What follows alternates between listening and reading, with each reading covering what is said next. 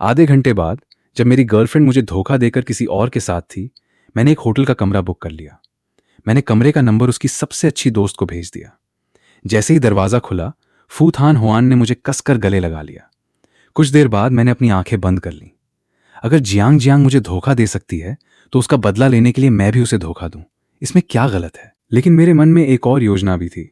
मैंने जानबूझकर फू थान हुआन को चुना, वो महिला जिससे जियांग जियांग कभी दुश्मनी मोल लेने की हिम्मत नहीं कर सकती थी। दूसरी बार जब फू थान हुआन मेरे सामने आई, उसने कहा, अगर तुम्हें कोई आपत्ति न हो तो क्यों ना हम लंबे समय तक एक दूसरे के साथी बनने की कोशिश करें। मेरी पहली प्रतिक्रिया उसे मना करने की थी, लेकिन इससे पहले कि हम इस बारे में बात पूरी कर पाते, जियांग जियांग का संदेश आ गया। मेरा फोन नहीं उठा रहे हो, है ना? मैं अभी तुम्हारे घर के बाहर इंतजार कर रही हूं। अगर हिम्मत है तो घर मत आना, वरना मेरे पास तुम्हें इस ब्रेकअप पर पछताने के बहुत तरीके हैं।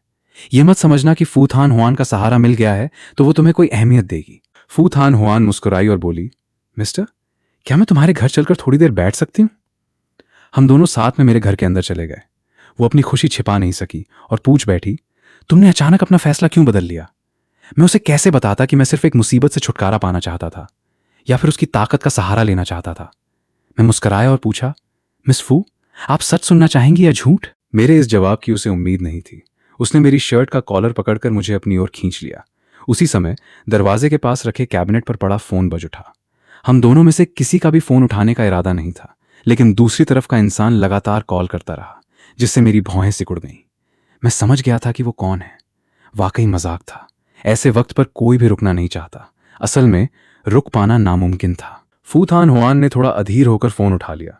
दूसरी तरफ से जियांग जियांग की गुस्से भरी आवाज आई, आखिर फोन उठा ही लिया? अभी तुम फू थान हुआन को ऊपर क्यों ले गए थे? इतनी देर से तुम दोनों वहां क्या कर रहे थे? मैं तुम्हें बता रही हूं, अगर मैं न रहूं तो कंपनी में आगे बढ़ने का सपना भी मत देखना। शांत कमरे में उसकी आवाज धमकी और कटुता से भरी हुई गूंज रही थी। मैं तरक्की करूं या नहीं, ये मेरी अपनी क्षमता पर निर्भर करता है, लेकिन उसके पास सचमुच इतनी ताकत थी कि वो मुझे कंपनी से निकलवा सकती थी। आखिर मेरे पास कोई अमीर और प्रभावशाली पिता तो था नहीं। फू थान हुआन ने हल्के से मेरा गाल दबाया और आधी मुस्कान के साथ मेरी तरफ देखा। उसकी गहरी नजरों ने जैसे मेरे छोटे से स्वार्थ को पूरी तरह पढ़ लिया था। वो धीमे से बोली, ध्यान इधर रखो। उधर फोन के दूसरी तरफ मानो विस्फोट हो गया। जियांग जियांग अपनी कार में बैठी थी। जैसे ही उसने फू थान हुआन की ठंडी आवाज सुनी, वो डर गई और तुरंत फोन काट दिया। सच में हंसी आती है। उसमें फू थान हुआन का सामना करने की भी हिम्मत नहीं थी। अगर उसने खेल शुरू किया था तो मैं उसे अंत तक ले जाने वाला था। एक वयस्क इंसान को अपने हर फैसले की जिम्मेदारी खुद उठानी पड़ती है। पछताने जैसी कोई बात नहीं थी। जब फू थान हुआन बाथरूम से बाहर आई, उसके लंबे बालों से अब भी पानी की बूंदें टपक रही थीं। वो मुझे देखकर मुस्कुराई और बोली, मेरा इस्तेमाल करने का एहसास कैसा लग रहा है? कैसा लग रहा है? मैंने कोई जवाब नहीं दिया। वो बोली, मैं तुम्हें सोचने के लिए 1 हफ्ते का समय देती हूं। उम्मीद है उसके बाद मुझे एक संतोषजनक जवाब मिलेगा। अगले कुछ दिनों में मैं फू थान हुआन की बात लगभग पूरी तरह भूल गया। आखिर वो सब तो बस एक आकस्मिक अभिनय जैसा था। वैसे भी मेरा उसके साथ किसी रिश्ते को आगे बढ़ाने का कभी इरादा नहीं था। इससे भी ज्यादा महत्वपूर्ण बात यह थी कि मेरे पास इन सब बातों के बारे में सोचने का समय ही नहीं था। मेरा पूरा ध्यान ग्राहकों से संपर्क करने में लगा हुआ था। कई कंपनियों की स्थापना, वर्षगांठ का समारोह वान थान होटल में आयोजित होना तय था। अगर मैं इस कार्यक्रम को सफलतापूर्वक संभाल लेता तो प्रशासन विभाग के प्रबंधक, हेड ऑफ एडमिनिस्ट्रेशन का पद लगभग निश्चित रूप से मुझे मिल जाता। उसी समय मैं दी हाउ क्लब के वीआईपी कॉरिडोर में खड़ा था। गहरी सांस लेने के बाद मैंने मुस्कुराते हुए निजी कमरे का दरवाजा खटखटाया। जैसे ही अंदर गया, कमरे का माहौल बेहद शोरगुल और रौनक से भरा हुआ था। मेज पर तरह तरह की शराब की बोतलें सजी थीं और आसपास कई खूबसूरत युवक युवतियां खड़े थे। किसी ने व्यंग्य से कहा, अरे ये तो जियांग जियांग का बॉयफ्रेंड है, मैं तो समझा था कोई नया होस्ट आया है। दूसरा हंसते हुए बोला, मुझे तो पहले ही समझ जाना चाहिए था। मिस्टर हाउ हमेशा इससे मिलने से बचते रहते थे, फिर अचानक मिलने की खबर कैसे आ गई? तो असल में जियांग जियांग इसी का इंतजार कर रही थी। एक और आवाज आई, जियांग जियांग का बॉयफ्रेंड बड़ा अकड़ू लगता है। जो आदमी मेरी खुशामद करके ही प्रमोशन पा सकता है, उसे भी क्या बॉयफ्रेंड कहते हैं? ये घमंड से भरी आवाज खुद जियांग जियांग की थी। तभी मेरी नजर कमरे के कोने में बैठी उस पर पड़ी। वो एक आदमी के बिल्कुल पास बैठी हुई थी। ये पहली बार था जब मैंने जियांग जियांग का ऐसा रूप देखा था। मेरे सामने वो हमेशा एक सभ्य और शालीन महिला होने का दिखावा करती थी। जैसे ही उसने बोलना शुरू किया, पूरा कमरा ठहाकों से गूंज उठा। किसी ने मजाक उड़ाते हुए कहा, छोड़ो भी, ये खूबसूरत लड़का भी दुनिया देखना नहीं सीखा है। जल्दी से इधर आओ और मिस जियांग से माफ़ी मांगो। मुझे पहले से ही पता था कि आज की ये दावत एक जाल थी, लेकिन मौजूदा हालात मेरी उम्मीद से भी ज्यादा खराब थे। जियांग जियांग उठी और अपनी उंगलियों से संगमरमर की मेज थपथपाने लगी। वो बोली, इधर आओ, ये सारी शराब पी जाओ, फिर मैं तुम्हें घुटनों के बल बैठकर मुझसे माफी मांगने का एक मौका दूंगी। अचानक पूरे कमरे में सन्नाटा छा गया, यहां तक कि संगीत भी बंद कर दिया गया। सभी की निगाहें मुझ पर टिक गईं। तभी मैंने देखा कि कमरे के बाहर पहले से ही अंगरक्षक तैनात थे। अब समझ आया कि मुझे इतनी आसानी से अंदर क्यों आने दिया गया था। सब कुछ समझने के बाद मैं सीधे जियांग जियांग की ओर बढ़ गया। उसके साथ बैठे आदमी को भी मानना पड़ा कि जियांग जियांग ने मुझे सबक सिखाने के लिए बहुत मेहनत की थी। आखिर मैंने उसे ऐसा अपमान दिया था जिसे वो कभी भूल नहीं सकती थी। अगर वो आज अपना गुस्सा न निकालती तो हैचेंगे शहर में उसके लिए अपना रुतबा बनाए रखना मुश्किल हो जाता। मैंने शांत स्वर में पूछा, अगर मैं ये सारी शराब पी लूं तो क्या तुम मुझे जाने दोगी? वो मुस्कुराई, पहले पी लो, उसके बाद देखा जाएगा। तुरंत कमरे में बैठे लोग शोर मचाकर उसका समर्थन करने लगे। मैंने मेज पर करीने से रखे रंग बिरंगे शराब से भरे गिलासों की कतार की ओर देखा। मैं हल्के से मुस्कुराया और बोला, एक ही गिलास पीने में क्या मजा है? क्या कहती हो मिस जियांग? तुम्हें सच में लगता है कि फूथान हुआन उसके लिए यहां आ जाएगी? वो आखिर कौन है? मैंने उसके साथ इतना अच्छा व्यवहार किया, फिर भी उसने मुझे धोखा देने की हिम्मत की। मैं ठंडी हंसी हंसा, अच्छा व्यवहार? इतना कहते ही मेरा चेहरा सख्त हो गया। मैंने हाथ में पकड़ी शराब की बोतल पूरी ताकत से जमीन पर दे मारी। धड़ाम। सब कुछ इतना अचानक हुआ कि दरवाजे पर खड़े अंगरक्षक कुछ समझ पाते उससे पहले ही मैंने जियांग जियांग का हाथ मरोड़कर उसे मेज पर दबा दिया। मैंने गुस्से से कहा, धोखा तो तुमने दिया था, फिर भी मुझे सुनाने की हिम्मत कैसे हुई? क्या तुम्हें लगता है कि मैं हमेशा चुपचाप सब सहता रहूंगा? मैंने तुम्हें बहुत इज्जत दी, लेकिन तुमने उसकी कोई कद्र नहीं की। अगर मैंने तुम्हें धोखा दे दिया तो क्या हो गया? अपने बाप के सहारे के बिना तुम्हारी क्या औकात है? जियांग जियांग एक पल के लिए स्तब्ध रह गई। अगले ही क्षण पूरे कमरे में चीख पुकार मच गई। तभी किसी ने जोरदार लात मारकर कमरे का दरवाजा खोल दिया।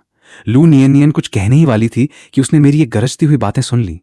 वो हंसते हुए बोली, वाह, यहां तो बड़ी रौनक लगी हुई है, मौज मस्ती करने निकले हों और हमें बुलाया भी नहीं। उसके साथ आए लोगों ने तुरंत कमरे में मौजूद अंगरक्षकों को काबू में कर लिया। जो लोग अभी तक जियांग जियांग की मदद करने के लिए आगे बढ़ रहे थे, वे सब एकदम चुप हो गए। फिर बीच में बैठे लोगों ने तुरंत जगह खाली कर दी। फूथान हुआन बिना किसी जल्दबाजी के वहां जाकर बैठ गई। बैठते ही उसने मेरी तरफ देखकर धीमे और कोमल स्वर में कहा, इधर आओ, मेरे पास बैठोगे? उसकी ये बात सुनकर कमरे में मौजूद सभी लोग एक दूसरे का चेहरा देखने लगे। उन्हें समझ ही नहीं आया कि वो किससे बात कर रही थी। जियांग जियांग ने जल्दी से अपना कोट पहनकर उसे कसकर लपेट लिया और घूरते हुए मेरी ओर देखने लगी। वो दांत पीसकर बोली, पिछले कई दिनों से मेरा मन कर रहा था कि तुम्हारी हड्डियां तक तोड़ दूं। अब समझ में आया कि तुम अकेले यहां आने की हिम्मत कैसे कर पाए। तो तुमने चुपके से फूथान हुआन को बुला रखा था। कमरे में मौजूद लगभग सभी लोगों की निगाहें अब मुझ पर टिक गई थीं। सबके चेहरे पर हैरानी साफ दिखाई दे रही थी। यह आदमी आखिर कब फूथान हुआन के करीब पहुंच गया? इन दोनों की बातचीत सुनकर तो लगता है कि इनका रिश्ता बिल्कुल साधारण नहीं है। सच कहूं तो मैं खुद भी उलझन में था। मुझे बिल्कुल उम्मीद नहीं थी कि फूथान हुआन यहां आ जाएगी। उसकी नजर मेरी नजर से मिली। कई सालों बाद पहली बार मुझे सचमुच झिझक महसूस हुई। समझ नहीं आ रहा था कि अपनी नजरें कहां टिकाऊं। वो मुस्कुराकर बोली, क्या मुझे तुम्हें अपने पास आने के लिए भी मनाना पड़ेगा? अब कमरे में मौजूद हर व्यक्ति सारी बात समझ चुका था। कोई हैरानी नहीं कि मैं इतनी हिम्मत दिखा रहा था और जियांग जियांग के इलाके में आकर भी उससे भिड़ गया था। तो वजह यह थी कि मेरे पीछे फूथान हुआन खड़ी थी।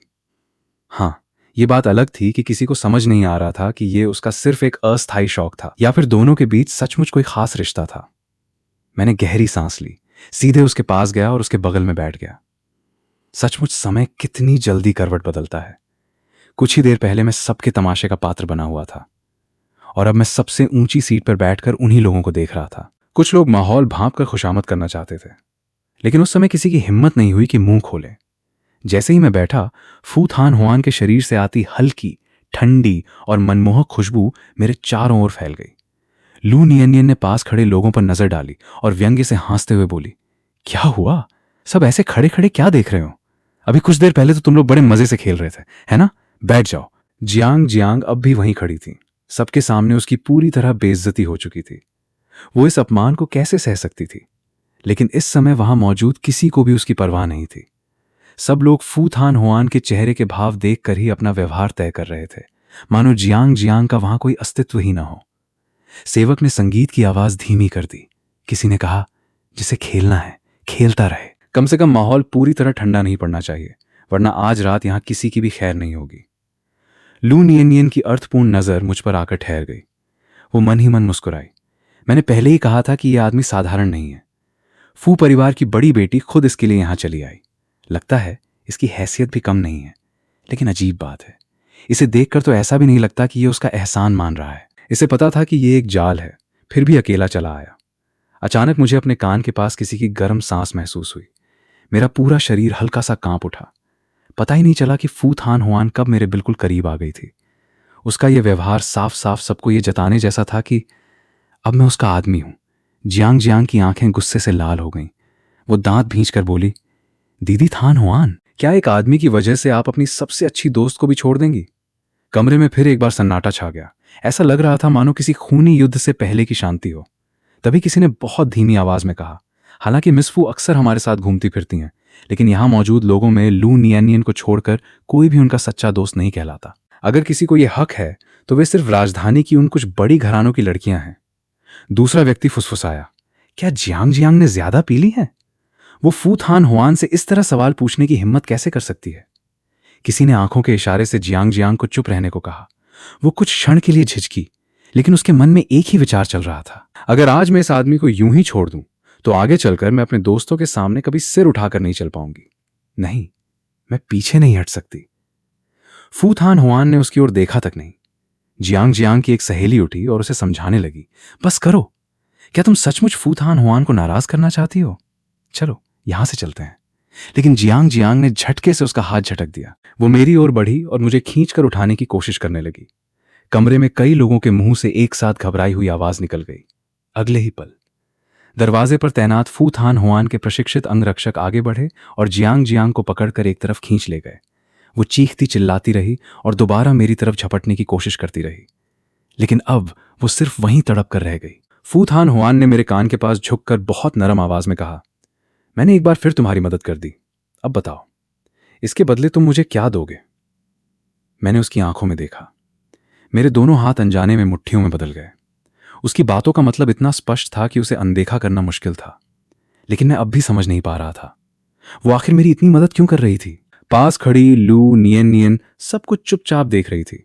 उसके चेहरे पर कोई भाव नहीं था और वो बीच में बोलने का बिल्कुल इरादा नहीं रखती थी। जब लोगों ने देखा कि मामला बहुत बढ़ चुका है तो उनमें से एक व्यक्ति खड़ा हुआ और सम्मान से बोला, मिस फू, मुझे कंपनी के एक जरूरी काम से तुरंत जाना होगा, कृपया मुझे पहले जाने की अनुमति दें। फू थान हुआन ने उसकी ओर कोई प्रतिक्रिया नहीं दी। जब फू थान हुआन ने कोई प्रतिक्रिया नहीं दी तो एक एक करके सभी लोग उठकर जाने लगे। अचानक फू थान हुआन ने ऊंची आवाज में कहा, जाना चाहते हो? कोई भी यहां से नहीं जाएगा। उसकी बात सुनते ही सबके कदम वहीं रुक गए। वो हाथ में पकड़े रेड वाइन के गिलास को हल्के हल्के घुमाती हुई शांत स्वर में बोली, इतनी महंगी शराब मंगवाई गई है, अगर इसे पिए बिना चले गए तो ये बहुत बड़ी बर्बादी होगी। तुम लोगों को भी ऐसा ही लगता है ना? सभी लोग तुरंत उसकी हां में हां मिलाने लगे। बिल्कुल मिस फू, आप निश्चिंत रहिए, हम एक बूंद भी बर्बाद नहीं होने देंगे और इस पूरे वीआईपी कमरे का सारा खर्च भी हम ही देंगे। लेकिन इस समय मेरा ध्यान उन लोगों की ओर बिल्कुल नहीं था, क्योंकि फू थान हुआन की ठंडी उंगलियां मेरे शरीर पर बेहद धीमे और अर्थपूर्ण ढंग से घूम रही थीं। मैंने उसकी सुंदर और शांत चेहरे की ओर देखा। उसकी आंखों में शरारत और हल्का सा विजयी भाव साफ दिखाई दे रहा था। वो मेरे कान के पास झुककर फुसफुसाई, पसंद आया? उस एक पल में मुझे लगा जैसे मेरे भीतर बचा हुआ आखिरी संयम भी टूट गया हो। मैंने धीमे स्वर में कहा, आज मेरी मदद करने के लिए धन्यवाद।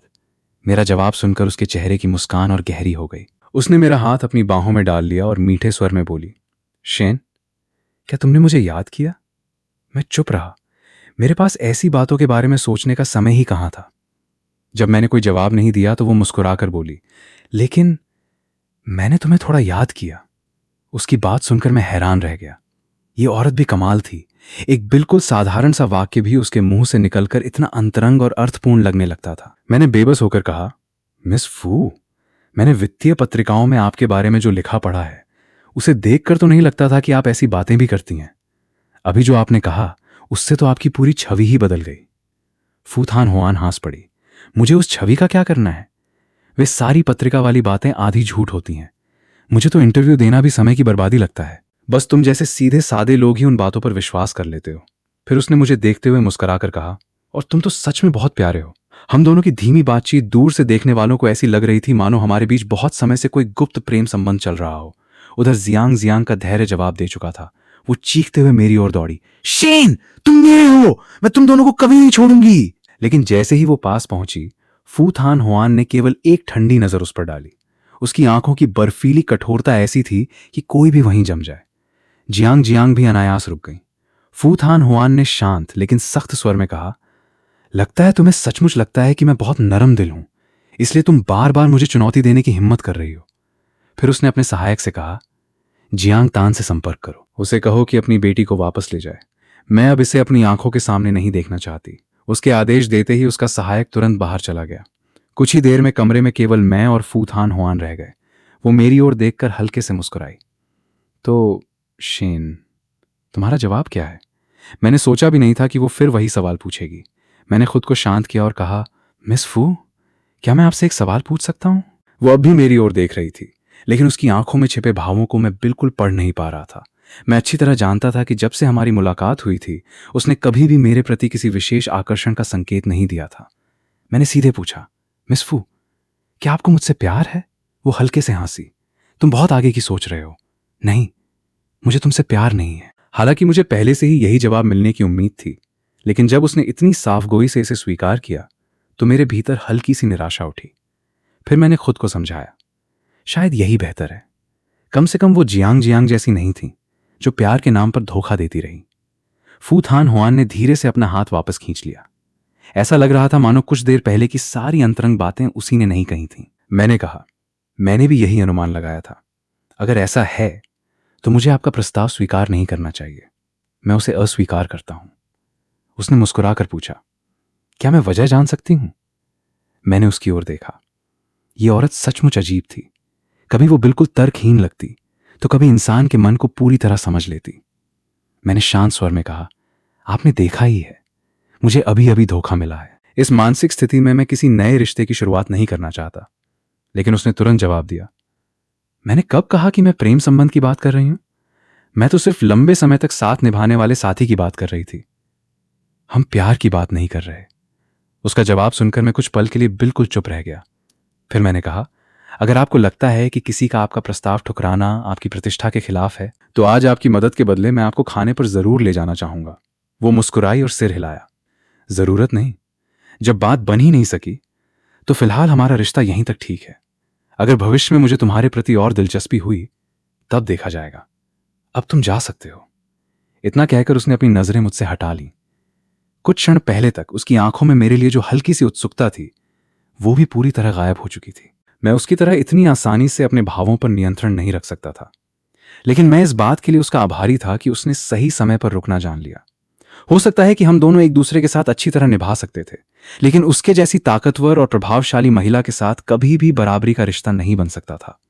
और अगर भविष्य में अलग होना पड़ता तो लोग न जाने कैसी कैसी बातें बनाते। मैं खड़ा हुआ और कहा, अलविदा मिस फू। उसने कोई जवाब नहीं दिया। मैं मुड़कर वहां से चला आया। बाद में मुझे एहसास हुआ कि अगर किसी को जानबूझकर खोजा न जाए तो इतने बड़े शहर में फू थान हुआन से दोबारा मिलना लगभग नामुमकिन था। अगले 15 दिनों तक वो पूरी तरह मेरी जिंदगी से गायब रही। इसी दौरान मेरे और जियांग जियांग के ब्रेकअप की खबर भी हर जगह फैल गई। लोग कहने लगे कि जियांग परिवार की अमीर बेटी का जोर शोर से शुरू हुआ प्रेम केवल 3 महीने में ही खत्म हो गया। मैंने राहत की सांस ली, लेकिन उसी समय मुझे यह भी महसूस होने लगा कि इस घटना के बाद मेरी जिंदगी पहले जैसी नहीं रहने वाली थी।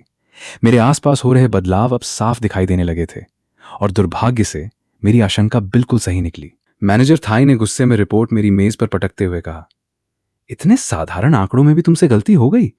तुम कंपनी में इतने सालों से काम कर रहे हो, फिर भी ऐसा काम कर रहे हो? अब तो मुझे तुम्हारी पेशेवर क्षमता पर ही शक होने लगा है। पिछली आधी रात को अचानक सूचना मिली थी कि जिस डेटा रिपोर्ट को मैं पूरी रात जागकर दोबारा तैयार कर रहा था उसमें समस्या आ गई है। स्वाभाविक था कि मुझे अच्छी खासी डांट सुननी पड़ी। तभी मेई यान बोली, मैंने सुना है कि इन दिनों नानशेन के खिलाफ ग्राहकों की कई शिकायतें आई हैं। कल वाली पार्टी में भी काफी गड़बड़ी हुई थी। मिसेस बा त्रिन ने भी कहा कि स्वागत समारोह में कई गलतियां थीं। एक सहकर्मी होने के नाते मैं बस यही चाहती हूं कि तुम अपनी निजी जिंदगी का असर हमारे प्रशासन विभाग की पूरी टीम पर मत पड़ने दो। आखिर ग्राहकों की हर छोटी बड़ी जरूरत का ध्यान रखना हमारी जिम्मेदारी है। मैंने उसकी बात का कोई जवाब नहीं दिया। मैंने पहले से छपी हुई रिपोर्ट मैनेजर थाई की मेज पर रख दी। मुझे नहीं पता कि कंप्यूटर में डेटा कैसे खराब हो गया, लेकिन एहतियात के तौर पर मैंने इसकी एक प्रिंट कॉपी पहले ही निकाल ली थी। कृपया इसे देख लीजिए, अगर इसमें भी कोई गलती हो तो बता दीजिए। मैनेजर थाई साफ तौर पर चौंक गया। उसे उम्मीद नहीं थी कि मेरे पास बैकअप कॉपी होगी। वो दिखावे के लिए कुछ पन्ने पलटने लगा। उसे देखकर मैं मन ही मन मुस्कुरा दिया। मुझे पहले से ही समझ आ गया था कि पिछले कुछ दिनों से वो मुझे बेवजह परेशान क्यों कर रहा था। असल वजह सिर्फ इतनी थी कि उसे मेरे और जियांग जियांग के ब्रेकअप के बारे में पता चल गया था। जहां तक मिसेस बात्रिन की बात थी, कल मैं खुद उनके घर जाकर माफी मांग चुका था। उन्होंने भी मामला वहीं खत्म करने की बात कह दी थी। मैनेजर थाई झुंझलाकर रिपोर्ट फिर से मेज पर फेंक दी। मेई यान को भी उम्मीद नहीं थी कि मैं इस तरह अपनी तैयारी करके आऊंगा। जैसे ही मैं उसके कैबिन से बाहर निकला, वो मेरे पीछे पीछे आ गई और व्यंग्य से बोली, इतनी मेहनत करने से क्या होगा? जियांग जियांग पहले ही सबको बता चुकी है। आने वाले दिनों में तुम्हारी मुश्किलें और बढ़ने वाली हैं। मैंने तुरंत जवाब दिया, मैं टिक पाऊंगा या नहीं, ये मेरी अपनी क्षमता पर निर्भर करता है। तुम्हें इसकी चिंता करने की जरूरत नहीं। मैं कोई नया कर्मचारी नहीं था। एक ही गड्ढे में गिरने के बाद क्या मैं दूसरी बार भी उसी में कूद जाऊंगा? क्या वो सचमुच मुझे इतना मूर्ख समझती थी? तभी लिन शू जल्दी से मेरे पास आया और मुझे कॉफी का कप पकड़ाते हुए बोला, देखा आपने, मेई यान खुद तो सिफारिश और जान पहचान के दम पर यहां नौकरी लेकर आई है और अब उल्टा दूसरों पर एहसान जताती फिरती है। मैं हल्का सा मुस्कुराया। छोड़ो, ऐसे लोगों से बहस करने का कोई फायदा नहीं।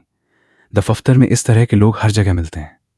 लिन शू अपनी कुर्सी मेरे पास खिसकाकर बैठ गया और शिकायत करने लगा, वो जियांग जियांग तो पागल कुत्ते जैसी हो गई है। ब्रेकअप होना कोई नई बात थोड़ी है, लेकिन अब योजना विभाग वाले भी सिर पर चढ़े घूम रहे हैं। हर दिन हमारे विभाग में आकर झगड़ा करते हैं कि हमने उनकी योजना के मुताबिक सहयोग नहीं किया। जियांग जियांग उनके पीछे खड़ी है, इसलिए सबकी अकड़ 7वें आसमान पर है। मैंने जियांग जियांग की बात आगे बढ़ाना ठीक नहीं समझा। उसी समय मैंने देखा कि लिन शू अपने मोबाइल पर कोई खबर पढ़ रहा था। अचानक वो बोला, अरे आज की सबसे बड़ी खबर देखी? कहा जा रहा है कि फू थान हुआन का कोई बॉयफ्रेंड है और वो कोई मशहूर मॉडल बताया जा रहा है। उसकी बात सुनते ही मेरे हाथ एक पल के लिए रुक गए। मैंने बिना कुछ कहे चश्मा पहना और कंप्यूटर स्क्रीन पर अगली मीटिंग और काम का शेड्यूल देखने लगा। लिन शू ने मेरे कंधे पर हाथ रखा। पहले तुम जियांग जियांग के साथ क्लाइंट से मिलने जाते थे, क्या कभी फू थान हुआन से मिले थे? क्या वो सच में तस्वीरों जितनी खूबसूरत है? मैंने सच सच जवाब दिया। ईमानदारी से कहूं तो मैंने कभी उस पर ध्यान ही नहीं दिया। उस समय जियांग जियांग हमेशा मेरे साथ होती थी। मैं किसी दूसरी औरत को देखने की हिम्मत भी नहीं करता था, वरना उसके गुस्से का शिकार मुझे ही होना पड़ता। लिन शू हंस पड़ा, सही कह रहे हो। अच्छा हाँ, कल रात विभाग की पार्टी है। तुम और जियांग जियांग के ब्रेकअप की खबर अभी अभी फैली है। मेई यान और मैनेजर थाई पहले ही तुम्हारे खिलाफ हैं। हो सकता है वे पार्टी में तुम्हें नीचा दिखाने की कोशिश करें। अगर ऐसा हो तो समझदारी से काम लेना, और अगर माहौल ज्यादा बिगड़ जाए तो चुपचाप निकल जाना। मैंने सिर पकड़ लिया। सिर्फ ये सोचकर ही सिर दर्द होने लगा कि कल क्या क्या होने वाला है। मैंने मुस्कुराकर कहा, धन्यवाद, मैं पहले से तैयार रहूंगा। विभाग की पार्टी एक नए खुले हुए क्लब में रखी गई थी। रास्ते भर लिन शू बड़बड़ाता रहा, समझ में नहीं आता। रात को घर जाकर आराम करने के बजाय हमें अपनी जेब से पैसे खर्च करके अधिकारियों को क्यों खिलाना पिलाना पड़ता है? देख लेना, मेई यान फिर सबसे पहले शराब लेकर मैनेजर की खुशामद करेगी। सच में अब ये सब देखकर घिन आती है। मैंने कार पार्क की और उसके कंधे पर हाथ रखकर कहा, बस करो। अगर तुम्हारी ये बातें किसी ने कंपनी के फोरम पर लिख दी तो तुम पर टीम भावना न होने और व्यक्तिगत सोच रखने का आरोप लग जाएगा। फिर नेता तुम्हें नहीं छोड़ेंगे। लिन शू ने लंबी सांस छोड़ी। कितनी बदकिस्मती है, अब फिर उनका नाटक भी देखना पड़ेगा। वो बड़बड़ाता हुआ कार से उतरा। सामने मेई यान पहले से ही मैनेजर थाई के आसपास घूम घूम कर उसकी चापलूसी कर रही थी। मैंने मन ही मन सोचा, मेई यान जितनी भी नापसंद हो, लेकिन अगर वो मैनेजर थाई जैसे आदमी के सामने भी इतनी आसानी से झुक सकती है तो ऐसा कोई काम नहीं होगा जो वो अपने मतलब के लिए ना करे। मैंने गहरी सांस ली और लिन शू से कहा, चलो अंदर चलते हैं, देर हो गई तो सबको हमारा इंतजार करना पड़ेगा। उसने सिर हिलाया और हम दोनों तेजी से क्लब की ओर बढ़ गए। हमें देखते ही मेई यान मुस्कुराकर बोली, मैं तो समझी थी कि तुम दोनों फिर ट्रैफिक में फंस गए। चलो अब सब आ गए हैं, अंदर चलते हैं। फिर वो मीठी आवाज में मैनेजर थाई से बोली, मैनेजर थाई, पिछली बार आपने जो गाना गाया था आज भी वही जरूर गाइएगा। मैंने अभी तक उसे जी भरकर नहीं सुना। उसकी चापलूसी से मैनेजर थाई का चेहरा गर्व से खिल उठा। वो मुस्कुराते हुए मेई यान को साथ लेकर अंदर चला गया। उसी समय क्लब के दूसरे प्रवेश द्वार पर कर्मचारी बेहद सम्मान के साथ 2 महिलाओं का स्वागत कर रहे थे। उन्होंने खुद आगे बढ़कर दरवाजा खोला और उन्हें अंदर ले गए। वे और कोई नहीं, फू थान हुआन और लू नियन नियन थीं। उन्हें देखते ही मैंने अनायास अपनी नजरें फेर लीं। मैं सोचने लगा, क्या ये वही फू थान हुआन है जिसे मैं जानता था? मुझे अब भी याद था कि कुछ समय पहले वो मेरे साथ कितनी सहज और आत्मीय थी, लेकिन आज उसके चेहरे पर वही पुरानी गर्मजोशी नहीं थी। अब वो इतनी दूर और औपचारिक लग रही थी कि मानो हम कभी एक दूसरे को जानते ही ना हो। हेलो मिस्टर नान। फिर मुलाकात हो गई। मेरे सामने आते ही लू नियनियन ने मुस्कुराकर मेरा अभिवादन किया। उसकी आवाज सुनते ही उसके पीछे खड़े दोस्तों की नजरें मेरी ओर मुड़ गईं। उनमें से एक ने शरारती अंदाज में लू नियनियन से पूछा, क्या बात है, इतना हैंडसम लड़का हम सबसे छिपा कर रखा हुआ था? इतना अच्छा लड़का है, इसे हमारे साथ क्यों नहीं बुलाती? लू नियनियन ने पहले फू थान हुआन की ओर देखा। जब उसने देखा कि फू थान हुआन ने कोई प्रतिक्रिया नहीं दी तो वो मुस्कुराकर बोली, मुझसे मत पूछो, यह फैसला मेरे हाथ में नहीं है। उधर फू थान हुआन ने उनकी बातें सुनी, लेकिन बिना रुके सीधे लिफ्ट की ओर बढ़ गई। जाते जाते लू नियनियन ने मेरी तरफ हाथ हिलाया। मिस्टर नान, जब भी समय मिले ऊपर आ जाना, बस कर्मचारियों से हमारे वीआईपी रूम का नंबर पूछ लेना। इतना कहकर वो गुनगुनाती हुई फू थान हुआन के पीछे चली गई। ये दृश्य देखकर मेरे विभाग के सभी सहकर्मी हैरान रह गए। एक ने उत्सुकता से पूछा, नानशेन, तुम लू परिवार की बड़ी बेटी को जानते हो? यहां तक कि मैनेजर थाई के चेहरे का रंग भी बदल गया। वो मन ही मन सोचने लगा, अगर मुझे पहले पता होता कि नानशेन के पीछे इतने बड़े लोगों का सहारा है तो मैं अभी जाकर अपना विजिटिंग कार्ड दे आता। मेई यान ने मेरी ओर तिरछी नजर डालते हुए कहा, लगता है ये पहचान तुम्हारी उसी समय की है जब तुम जियांग परिवार की बड़ी बेटी के साथ घूमते थे, है ना नानशेन? तुम्हें सच में बाहर की दुनिया में ज्यादा मेलजोल बढ़ाना चाहिए। इस छोटे से प्रशासन विभाग में काम करना तुम्हारी काबिलियत की बर्बादी है। लिनशु गुस्से से आगे बढ़ने ही वाला था कि मैंने उसका हाथ पकड़ लिया। मैंने हल्की मुस्कान के साथ मेई यान से कहा, मैं हमेशा अपने सिद्धांतों के अनुसार काम करता हूं। मैं किसी से झगड़ा नहीं करता, लेकिन किसी से डरता भी नहीं। तुमसे बहस करने की मुझे कोई जरूरत नहीं। मेरी बात सुनकर मेई यान का चेहरा उतर गया। वो तमतमाकर बोली, क्या मतलब है तुम्हारा? तुम भी तो अपनी शक्ल सूरत के दम पर ही जियांग परिवार की अमीर बेटी के करीब पहुंचे थे। अब यहां मेरे सामने अकड़ दिखा रहे हो? अगर इतना ही दम है तो जाकर लू नियनियन को पटाकर दिखाओ। देखते हैं वो तुम्हारी तरफ देखती भी है या नहीं। माहौल बिगड़ता देख दूसरे सहकर्मी तुरंत बात बदलकर आगे बढ़ गए। किसी ने हंसते हुए कहा, चलो चलो, मुझे तो मैनेजर थाई का गाना सुनने की बड़ी जल्दी है। और सब मेई यान को साथ लेकर अंदर चले गए। उधर फू थान हुआन अभी बैठी ही थी कि सोंग शूदी ने लू नियनियन से शरारत से पूछा, वो हैंडसम लड़का सच में तुम्हारा बॉयफ्रेंड नहीं है? लू नियनियन हंस पड़ी, बिल्कुल नहीं। अगर सच में मेरा होता तो क्या मैं तुम्हें बताती? तुमने तो उसे उसी दिन वीआईपी रूम में देख लिया था। फिर उसने मजाक में कहा, मैं इतनी भी बेवकूफ नहीं हूं कि इतना सुंदर लड़का घर ले आऊं और बस बैठकर उससे बातें करती रहूं। क्या मैं कोई समाज सेवा कर रही हूं? इतना कहकर उसने फू थान हुआन की ओर देखा। लेकिन सच बताओ, उस दिन आखिर हुआ क्या था? बात क्यों नहीं बनी? मैंने सुना था कि जियांग जियांग ने अपने एक्स बॉयफ्रेंड को फंसाने की पूरी योजना बनाई थी और तुम तो अपना बिजनेस मीटिंग तक छोड़कर सीधे दी हाउ क्लब पहुंच गई थी। लेकिन आखिर में हुआ क्या? तुम दोनों अकेले बैठकर बस बातें ही करते रह गए? लू नियनियन की उत्सुकता लगातार बढ़ती जा रही थी। तभी फू थान हुआन ने ठंडे स्वर में कहा, अपने काम से काम रखो, हर बात में इतनी दिलचस्पी लेने की जरूरत नहीं है। लू नियनियन ने मुंह बनाते हुए कहा, जिस औरत को प्यार नहीं मिलता उससे बहस करना ही बेकार है।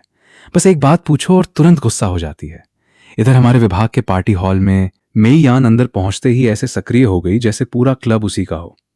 वो हर मेज पर जाकर लोगों को शराब परोस रही थी और लगातार मैनेजर थाई की खुशामद कर रही थी।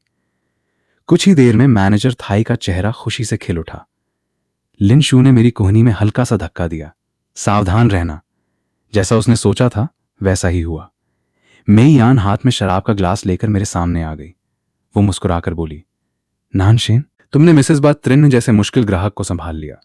इस उपलब्धि पर हमारे प्रशासन विभाग की तरफ से तुम्हें एक जाम तो पीना ही पड़ेगा। मुझे पहले से ही अंदाजा था कि वो यही चाल चलेगी।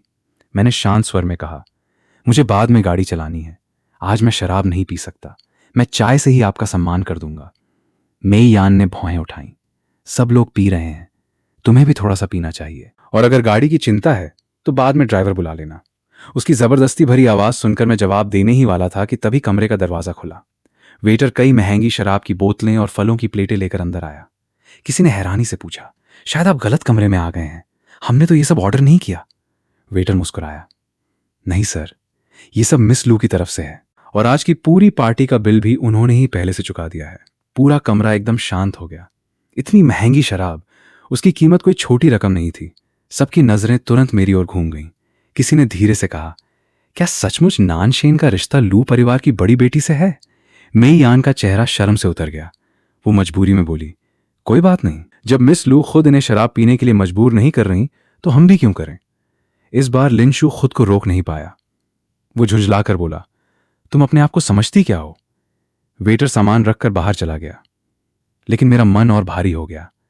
मैं समझ नहीं पा रहा था कि लू नियन ने अचानक ऐसा क्यों किया।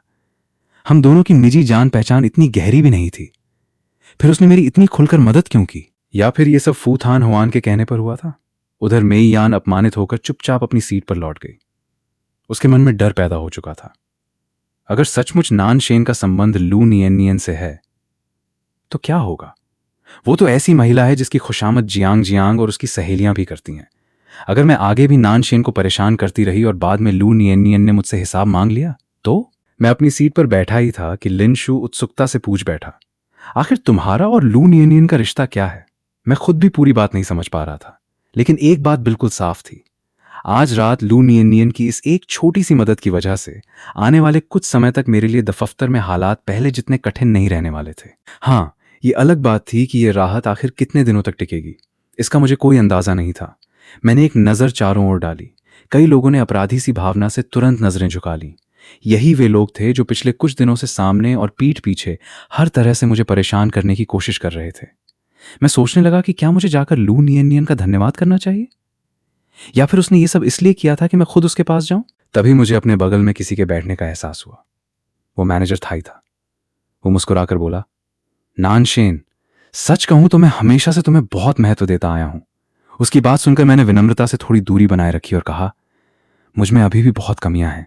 इतने समय तक हमारा मार्गदर्शन करने के लिए आपका धन्यवाद, मैनेजर थाई। मैनेजर थाई ने मुझे ऊपर से नीचे तक देखा और हंसकर बोला, अरे इतनी औपचारिकता की क्या जरूरत है। मुझे बस ये उम्मीद नहीं थी कि तुम्हारे लू परिवार की बड़ी बेटी से इतने अच्छे संबंध हैं। मैं मन ही मन मुस्कुराया। तो आखिर असली बात यह थी। मैं समझ गया कि वो किसी अच्छे इरादे से मेरे पास नहीं आया था। मैंने सोचा, देखते हैं आखिर वो चाहता क्या है। मैनेजर थाई हाथ में शराब का ग्लास घुमाते हुए धीरे धीरे बोला, लू परिवार ने हाल ही में एक नया रिसॉर्ट खोला है। उसकी काफी तारीफ हो रही है। अगर तुम उस रिसॉर्ट के साथ हमारी कंपनी का सहयोग करा दो तो तुम्हारे करियर के लिए बहुत अच्छा होगा। मैं मन ही मन हंस पड़ा। क्या मजाक है, इतना बड़ा प्रोजेक्ट तो हमारे वरिष्ठ अधिकारी भी आसानी से नहीं ला सकते, और ये चाहता है कि मैं जाकर इतनी बड़ी हस्ती से बात करूं। मैंने मुस्कुराकर कहा, अगर अगली बार मेरी मुलाकात मिस लू से हुई तो मैं कोशिश करूंगा उनसे इस बारे में बात करने की, लेकिन सच कहूं तो हमारी इतनी घनिष्ठ जान पहचान भी नहीं है। सच। मैनेजर थाई की आंखें चमक उठी। वो बोला, अगली बार का इंतजार करने की जरूरत ही क्या है। मिस लू तो अभी इसी इमारत की ऊपर वाली मंजिल पर हैं। उसकी बात सुनते ही मेरे चेहरे की मुस्कान गायब हो गई। अब मुझे सब समझ में आ गया। यह आदमी जियांग जियांग की तरफ से मेरी टोह लेने आया था। शायद लू नियन बाकी लोगों को धोखा दे सकती थी, लेकिन जियांग जियांग को नहीं।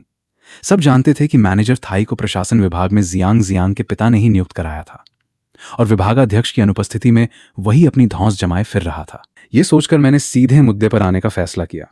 मैंने खुद उसके गिलास में शराब भरते हुए कहा, मैनेजर थाई, आपने मुझे इतना महत्व दिया है, इसलिए मैं भी आपसे सच छिपाऊंगा नहीं। सच ये है कि मेरा और मिस लू का कोई खास रिश्ता नहीं है। जहां तक उनकी मेरी मदद करने की बात है, वो सिर्फ किसी और की खातिर ऐसा कर रही हैं। मैनेजर थाई उत्सुक होकर झुकाया। किसकी खातिर? मैंने उसकी आंखों में देखते हुए एक एक शब्द स्पष्ट कहा, फू थान होआन। लू नियन वही कर रही हैं जो मिस फू ने उनसे कहा है। ये सुनते ही मैनेजर थाई का हाथ कांप गया। उसके गिलास से आधी शराब बाहर छलक गई। वो मन ही मन सोचने लगा, लू नियन के बारे में तो हमेशा यही सुनता आया हूं कि उसके बॉयफ्रेंड बदलते रहते हैं, लेकिन फू थान होआन, आज तक कभी किसी आदमी के साथ उसका नाम नहीं जुड़ा। क्या सचमुच नानशेन के पीछे इतना बड़ा सहारा है, या ये मुझे बेवकूफ बना रहा है? कुछ देर बाद उसने खुद को संभालते हुए पूछा, लेकिन अभी तो मिस फू ने तुमसे एक शब्द भी नहीं कहा। क्या तुम सचमुच उन्हें जानते हो? देखो, ज्यादा बढ़ा चढ़ाकर मत बोलो, बाद में खुद ही मुश्किल में पड़ जाओगे। मैंने आराम से शराब का एक घूंट लिया और बोला, 2 दिन पहले हमारा थोड़ा सा झगड़ा हो गया था। आज उन्होंने जानबूझकर मुझसे बात नहीं की, बस थोड़ा सा नाराज हैं, चाहती हैं कि मैं उन्हें मना लूं। आप तो जानते ही हैं मैनेजर थाई, इन दिनों कंपनी में मेरी जिंदगी आसान नहीं रही। ऐसी छोटी मोटी नाराजगी होना कोई बड़ी बात नहीं। मैनेजर थाई चुपचाप शराब पीते हुए ग्लास सहलाने लगा।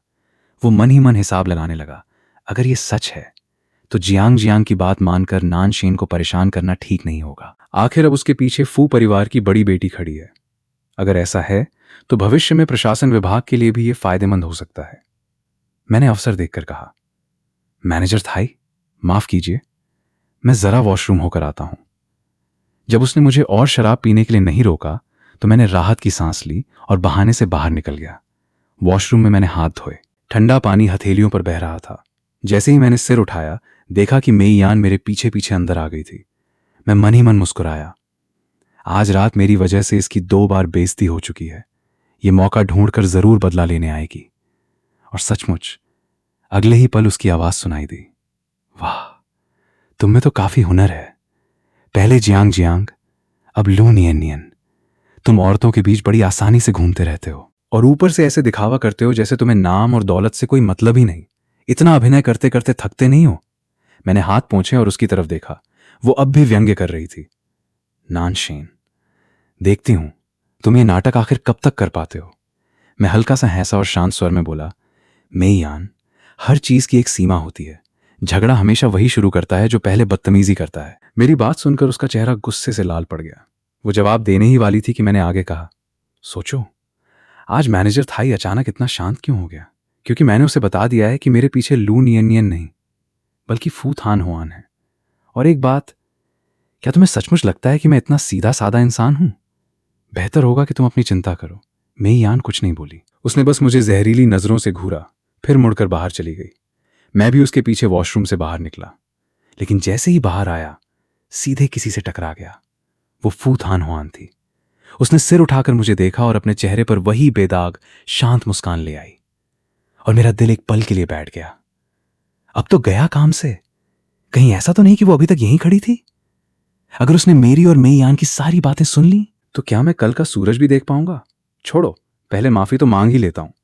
मैंने गहरी सांस ली और उससे कहा, मिस फू, अभी मैंने जो बातें कही थीं उनमें कुछ असम्मानजनक था। उसके लिए मैं आपसे माफी चाहता हूं। मेरा ऐसा कोई इरादा नहीं था। फू थान हुआन ने मेरी बात सुनी लेकिन कुछ नहीं बोली। वो बस मेरे पास से गुजर गई और आगे बढ़ती चली गई। मैं कुछ देर वहीं खड़ा रह गया। मैंने अपना फोन निकाला और फू थान हुआन के साथ हुई चैट खोली। स्क्रीन पर बातचीत अब भी 536वें संदेश पर ही रुकी हुई थी। उसे देखते ही उस दिन की सारी यादें फिर से ताजा हो गईं। मैंने जल्दी से सिर झटक कर टाइप करना शुरू किया। उधर फू थान हुआन वापस अपने प्राइवेट रूम में लौट आई। अंदर सब लोग पूरे जोश से मौज मस्ती कर रहे थे। लू नियनियन के बगल में एक मशहूर युवा अभिनेता बैठा था। वो मुस्कुराकर बोली, मिस फू, वॉशरूम गई थी या कहीं और? इतनी देर बाद लौटी हैं। फू थान हुआन चुपचाप बैठ गई। उसने उस अभिनेता द्वारा बढ़ाया गया शराब का ग्लास भी नहीं लिया, लेकिन उसकी निगाह कमरे में मौजूद सभी पुरुषों पर घूम गई। फिर भी उसके मन में जिस चेहरे की छवि उभरी वो उसी रात का नानशेन था।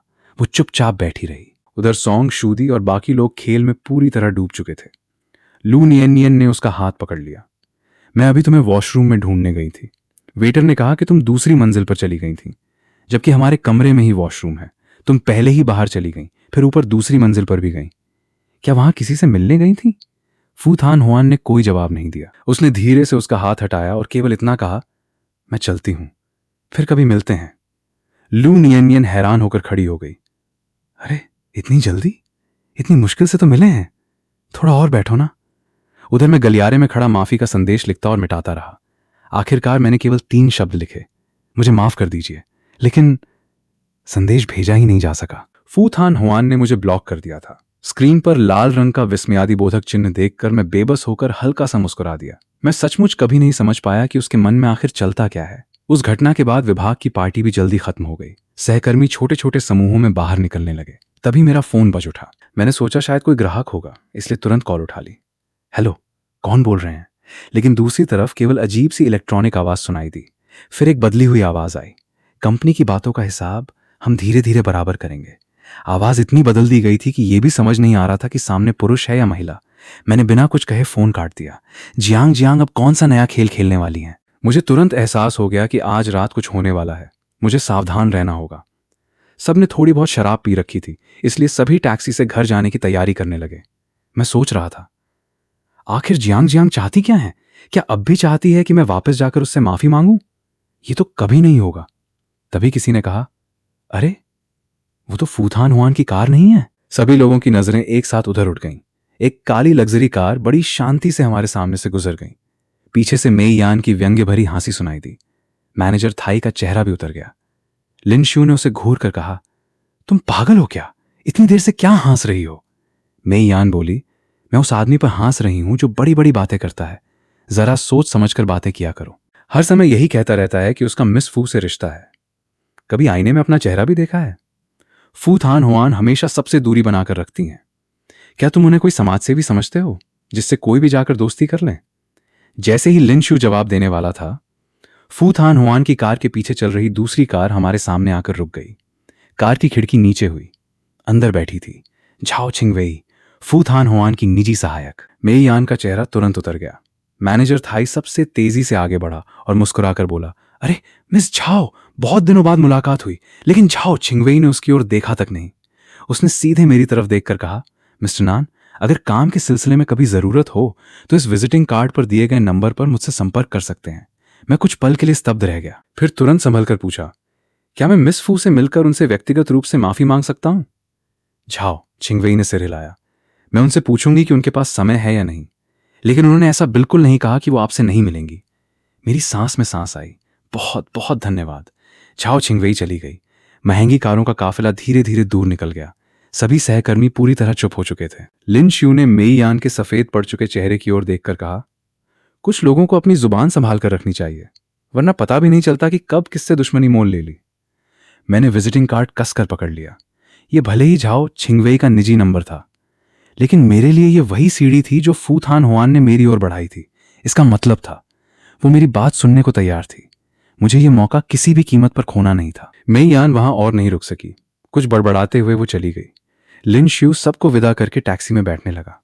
बैठते बैठते उसने फिर कहा, तुम अपनी कार से आए हो, अगर हालत ठीक न लगे तो ड्राइवर बुला लेना, बाकी बातें कल ऑफिस में करेंगे। मैंने टैक्सी का दरवाजा बंद करते हुए हाथ हिलाया। मेरी चिंता मत करो, घर जाकर थोड़ा हैंगओवर का सूप पी लेना, मैं इतना कमजोर नहीं हूं। टैक्सी के जाने के बाद मैं कुछ देर वहीं खड़ा रहा, फिर अपनी कार की ओर बढ़ा। जैसे ही मैंने आगे वाली सीट की तरफ देखा, वहां कोई अजीब सी चीज रखी हुई थी। स्पष्ट था कि किसी ने जानबूझकर रखी थी। मैंने तुरंत कार का दरवाजा जोर से बंद किया, लॉक लगाया और तय किया कि सीधे पुलिस स्टेशन जाऊंगा। लेकिन कुछ ही दूर चला था कि मुझे लगा कोई मेरा पीछा कर रहा है। मैंने खुद को शांत रखने की कोशिश की। क्या ये जियांग जियांग द्वारा भेजा गया आदमी है? मुझे यहां से तुरंत निकलना होगा। तभी पीछे से कार की हेडलाइटें जल उठीं। एक व्यक्ति कार से उतरा और अचानक मेरे कंधे पर हाथ रख दिया। मैंने झटके से उसका हाथ हटाया और गुस्से में पूछा, क्या चाहता है तू? तुझे किसने भेजा है? लेकिन अगले ही पल जब मैंने उसका चेहरा साफ देखा, मैं स्तब्ध रह गया। वो फू थान हुआन थी। मैं अवाक रह गया। वो यहां कैसे? आखिर हुआ क्या है? मैं घबराहट में जल्दी जल्दी बोला, मेरी कार की आगे वाली सीट पर किसी ने कोई संदिग्ध चीज रख दी थी। मुझे शक है कि जियांग जियांग ने किसी को मेरी कार के साथ छेड़छाड़ करने भेजा था। मैं पुलिस के पास जाने ही वाला था कि तभी लगा कोई मेरा पीछा कर रहा है। इसलिए मैं वहां से जितनी जल्दी हो सके निकल जाना चाहता था। मेरी बात सुनते ही फू थान हुआन ने अपने साथ आए बॉडीगार्डों को तुरंत आदेश दिया, इनकी कार की पूरी जांच करो और फिर पुलिस को इसकी सूचना दो। बॉडीगार्ड बिना एक पल गंवाए काम पर लग गए। मैं वहीं खड़ा रह गया। अभी भी कुछ देर पहले की घटनाएं मेरे दिमाग में घूम रही थीं। तभी फू थान हुआन ने कार का दरवाजा खोला और बोली, बैठिए, मैं आपको घर छोड़ देती हूं। मैं वहीं खड़ा रहा, जैसे अपनी ही दुनिया में खो गया था। काफी देर तक मेरी कोई प्रतिक्रिया न देखकर उसने हल्की नाराजगी से मेरी ओर देखा। क्या अब भी मेरा प्रस्ताव ठुकराना चाहते हैं? उसने होंठ सिकोड़कर कहा, ठीक है, आपकी मर्जी, मैं चलती हूं। मैं तुरंत बोला, नहीं, अगर आपको असुविधा न हो तो कृपया मुझे रास्ते में छोड़ दीजिए। वो हल्का सा मुस्कुराई। आज इतने आज्ञाकारी कैसे हो गए? मुझे तो लगा था कि तुम फिर सीधे मना कर दोगे। मैं सिर्फ मुस्कुरा दिया। कार में बैठने के बाद मैंने पूछा, अभी तो आप जाने वाली थीं? वो शरारती मुस्कान के साथ बोली, इतनी चिंता क्यों कर रहे हो?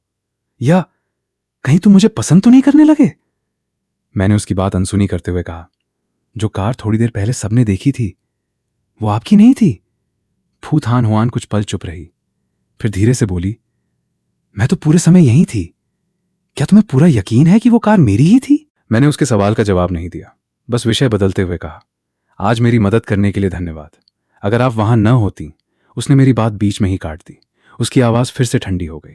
बार बार धन्यवाद कहने की जरूरत नहीं है। मैं तुम्हारे लिए जानबूझकर वहां नहीं रुकी थी, बस यूं ही बैठी रह गई थी। मैंने तुम्हारा इंतजार नहीं किया था और मुझे इससे कोई फर्क भी नहीं पड़ता कि तुम्हारे साथ क्या होता है। उसकी बात सुनकर मेरे पास कहने के लिए कुछ नहीं बचा। कार के अंदर एक अजीब सी खामोशी छा गई। ड्राइवर कई बार रियर व्यू मिरर से हम दोनों को देखता रहा। आखिर उसने हिम्मत करके पूछा, मैडम अब कहाँ चलना है? घर? फूथान हुआन ने मेरी ओर एक नजर डाली और बोली, पहले इन्हें छुआनमिंग जिले छोड़ दो। कार में फिर सन्नाटा छा गया। फूथान हुआन ने आंखें बंद कर लीं और आराम करने लगी, लेकिन मैं अब भी पूरी तरह सतर्क था। मेरी नसें जैसे तनी हुई थीं। मैं समझ ही नहीं पा रहा था, इतनी ठंडी और भावनाहीन मानी जाने वाली फूथान हुआन आखिर मेरी इतनी चिंता क्यों करती है? क्या सिर्फ इसलिए कि उसे मेरे प्रति थोड़ी सी दिलचस्पी है? सफर ज्यादा लंबा नहीं था। जब मेरी सोसाइटी आ गई, मैं उतरने ही वाला था कि अनायास उसकी ओर देखने लगा। उसने मेरी नजर महसूस कर ली। क्या देख रहे हो? उतरोगे नहीं? या आज रात कार में ही सोने का इरादा है? मैं तुरंत उतर गया। अभी मैं उसे अलविदा कहने ही वाला था कि उसने अचानक मेरा हाथ पकड़ लिया और मेरे साथ सोसाइटी के अंदर चलने लगी। मैं उसके साथ साथ चलता रहा। तभी वो अचानक बोली, तुम में हिम्मत तो कम नहीं है। जियांग जियांग कैसी इंसान है, ये जानने की कभी कोशिश नहीं की? उसकी आवाज पहले से कहीं ज्यादा ठंडी थी, मानो उसमें हल्की सी शिकायत भी हो। मैं कुछ पल रुका, फिर शांत स्वर में बोला, हम दोनों साथ थे, लेकिन सच कहूं तो मैं उसके अतीत के बारे में ज्यादा नहीं जानता था। मुझे हमेशा लगा कि किसी रिश्ते में सबसे जरूरी वर्तमान और भविष्य होता है, अतीत नहीं। इसलिए मैंने कभी उन बातों पर ध्यान नहीं दिया। फूथान हुआन ने अविश्वास से मुझे देखा, फिर वहीं रुककर बोली, आगे कहो।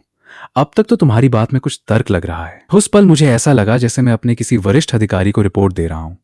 मैंने उसके चेहरे के भाव देखे, वो अब भी शांत थी।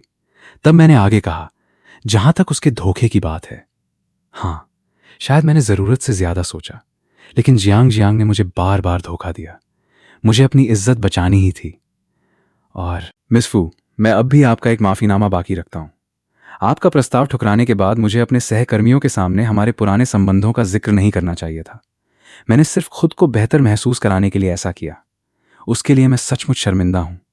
मेरी बात खत्म होते ही मेरी नजर अपने आप उसकी ओर उठ गई। काफी देर तक वो चुप रही, फिर हल्की सी हंसी के साथ बोली, लोगों को पहचानने की तुम्हारी समझ सचमुच बहुत खराब है। मैं उसकी बात का अर्थ समझ गया। उसका मतलब था, मैं जियांग जियांग जैसी लड़की के साथ उलझा रहा, बेकार के प्रेम नाटक खेलता रहा, लेकिन उसके साथ एक स्थिर रिश्ता बनाने की हिम्मत नहीं जुटा पाया। शायद यही वजह थी कि मैं उसके सामने हमेशा खुद को छोटा महसूस करता था। हम दोनों एक के पीछे एक चलते रहे। जब मेरी बिल्डिंग के दरवाजे तक पहुंचे और मैं चाबी निकालने लगा, तभी मुझे याद आया कि वो अभी भी मेरे साथ खड़ी है। मैंने झिझकते हुए कहा, मिस फू, अगर चाहें तो ऊपर चलकर थोड़ी देर बैठ सकती हैं। मैं पूरी कोशिश कर रहा था कि मेरी बात का कोई गलत मतलब ना निकले। आखिर वो मुझे घर तक छोड़ने आई थी, उन्हें दरवाजे से ही लौटा देना भी ठीक नहीं लगता था। फूथान हुआन हल्का सा मुस्कुराई। वो मना करने ही वाली थी कि अचानक सामने से जियांग जियांग दौड़ती हुई बाहर आ गई। वो शायद काफी देर से वहीं छिपकर मेरा इंतजार कर रही थी। रोते हुए वो मेरे सामने घुटनों के बल बैठ गई। नानशेन, मैं तुमसे हाथ जोड़कर विनती करती हूँ, कृपया मेरे पास वापस आ जाओ। मैं वादा करती हूँ, आगे से हमेशा तुम्हारे साथ अच्छा व्यवहार करूंगी। मैं स्तब्ध रह गया। मेरे सामने खड़ी ये औरत पूरी तरह बिखरी हुई लग रही थी। फूथान हुआन ने उसे देखा और भौहें सिकोड़ ली। ठंडे स्वर में बोली, जियांग जियांग, अब तुम हद से ज्यादा आगे बढ़ रही हो। अगर दोबारा ऐसी हरकत की तो मुझे मजबूर होकर तुम्हें वहीं भेजना पड़ेगा जहां तुम्हें होना चाहिए। यह कहकर उसने अपने बॉडीगार्डों को इशारा किया। वे तुरंत आगे बढ़े और जियांग जियांग को वहां से हटाकर ले गए। अब वहां सिर्फ हम दोनों रह गए। फूथान हुआन ने मेरी ओर देखकर कहा, इस बार तुम्हें मेरे साथ चलना होगा। यह जगह अब सुरक्षित नहीं रही। मैंने सोचा था कि वो मुझे किसी होटल में ठहरवा देगी, लेकिन जब कार एक अत्यधिक सुरक्षित और कड़ी निगरानी वाले रिहायशी इलाके में दाखिल हुई, तब मुझे एहसास हुआ वो मुझे अपने ही घर लेकर जा रही थी। मुख्य दरवाजे की रोशनी जल उठी और पहली बार फूथान हुआन की निजी दुनिया मेरे सामने पूरी तरह खुल गई। फूथान हुआन का घर, प्रवेश द्वार से लेकर अंदर की सजावट तक, हर चीज बेहद सादगी भरी लेकिन शानदार थी। हर छोटी से छोटी चीज में बारीकी और बेहतरीन स्वाद दिखाई देता था। सिर्फ मुख्य हॉल के गलियारे में लगी कुछ प्रसिद्ध चित्रकारों की पेंटिंग्स ही बता देती थीं कि इस घर की मालकिन का स्तर कितना ऊंचा है। फूथान हुआन आगे चल रही थी। फिर उसने पीछे मुड़कर कहा, कोई बात नहीं, जूते बदलने की जरूरत नहीं है। मैं उसके पीछे पीछे अंदर चला गया। लिविंग रूम बहुत बड़ा था और उसकी सजावट मुख्य रूप से आधुनिक शैली की थी। शायद फूथान हुआन खुद भी बहुत कम घर पर रहती थी, इसलिए वहां किसी के नियमित रहने के ज्यादा निशान दिखाई नहीं दे रहे थे। मैंने देखा कि वो सीधे दूसरी मंजिल की ओर जा रही थी, इसलिए मैं भी जल्दी से उसके पीछे चला गया। फूथान हुआन गलियारे के आखिरी कमरे के सामने जाकर रुकी। फिर उसने मेरी ओर देखा। ये तुम्हारा कमरा है, जाकर नहा लो। आज तुम भी पूरे दिन परेशान रहे हो, जल्दी आराम करो, मैं फिर भी वहीं खड़ा रहा। ये देखकर वो मुस्कुराई और चिढ़ाते हुए बोली, क्या हुआ, कमरा पसंद नहीं आया या तुम मुख्य कमरे में सोना चाहते हो? उसकी बात सुनते ही मेरे कान लाल हो गए। मैंने जल्दी से सफाई दी, नहीं, मेरा वो मतलब नहीं था। मैं बस सोच रहा था कि आपके बॉयफ्रेंड को बुरा लगेगा। मेरी बात सुनकर फू थान हुआन हैरान रह गई। उसने पूछा, किसने कहा कि मेरा बॉयफ्रेंड है? तुमने ये बात कहाँ सुनी? मैं उसके हैरान चेहरे को देखकर खुद भी कुछ पल के लिए चुप हो गया। मुझे थोड़ी शर्मिंदगी महसूस हुई। मैं बातचीत खत्म करने ही वाला था कि उसने अचानक पूछा, तो अब तुम्हें जियांग जियांग कैसी लगती है? क्या तुम्हें उसके साथ रहने का पछतावा है? मैं ठिठक गया। मैंने सोचा, जब किसी को अपना साथी चुनते समय उसके अतीत के बारे में जानने की कोशिश ही न की जाए तो यह सचमुच बहुत मूर्खतापूर्ण फैसला होता है। इसलिए बाद में पछतावा होना भी स्वाभाविक है। इतना कहकर फू थान हुआन ने मेरे जवाब का इंतजार भी नहीं किया। वो सीधे अपने कमरे में चली गई। मैं वहीं खड़ा रह गया। कुछ देर बाद मुझे समझ आया, रुको, क्या उसका मतलब यही था? फू थान हुआन ने सच में मेरे साथी चुनने के तरीके पर सवाल उठा दिया। यह सोचकर मुझे गुस्सा भी आया, लेकिन मैं उसका विरोध भी नहीं कर सकता था क्योंकि उसकी बात में कुछ सच्चाई थी। काफी देर सोचने के बाद मैं अपने कमरे में गया, अपना सामान लिया और बाथरूम में चला गया। नहाते समय भी मेरे दिमाग में यही चल रहा था कि कल उसे किस तरह माफी मांगनी चाहिए। बहुत अजीब लग रहा था। फिर मैंने खुद को समझाया, छोड़ो, कल की बात कल देखेंगे। अभी जरूरी है कि अच्छी तरह आराम करूं।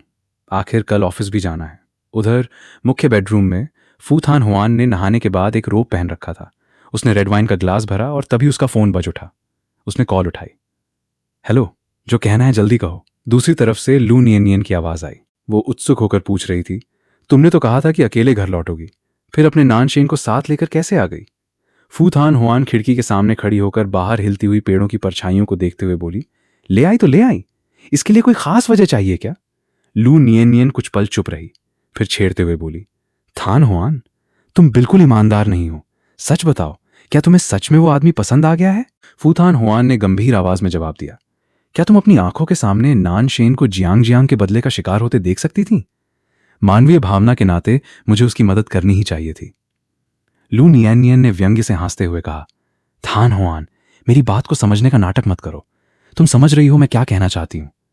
फू थान हुआन ने शराब का ग्लास मेज पर रख दिया, फिर बोली, अगर सिर्फ 2-3 दिन साथ रहने से ही प्यार हो जाता तो तुम्हारे बॉयफ्रेंडों की लाइन लू कंपनी के गेट से लेकर पूरे शहर तक लगी होती।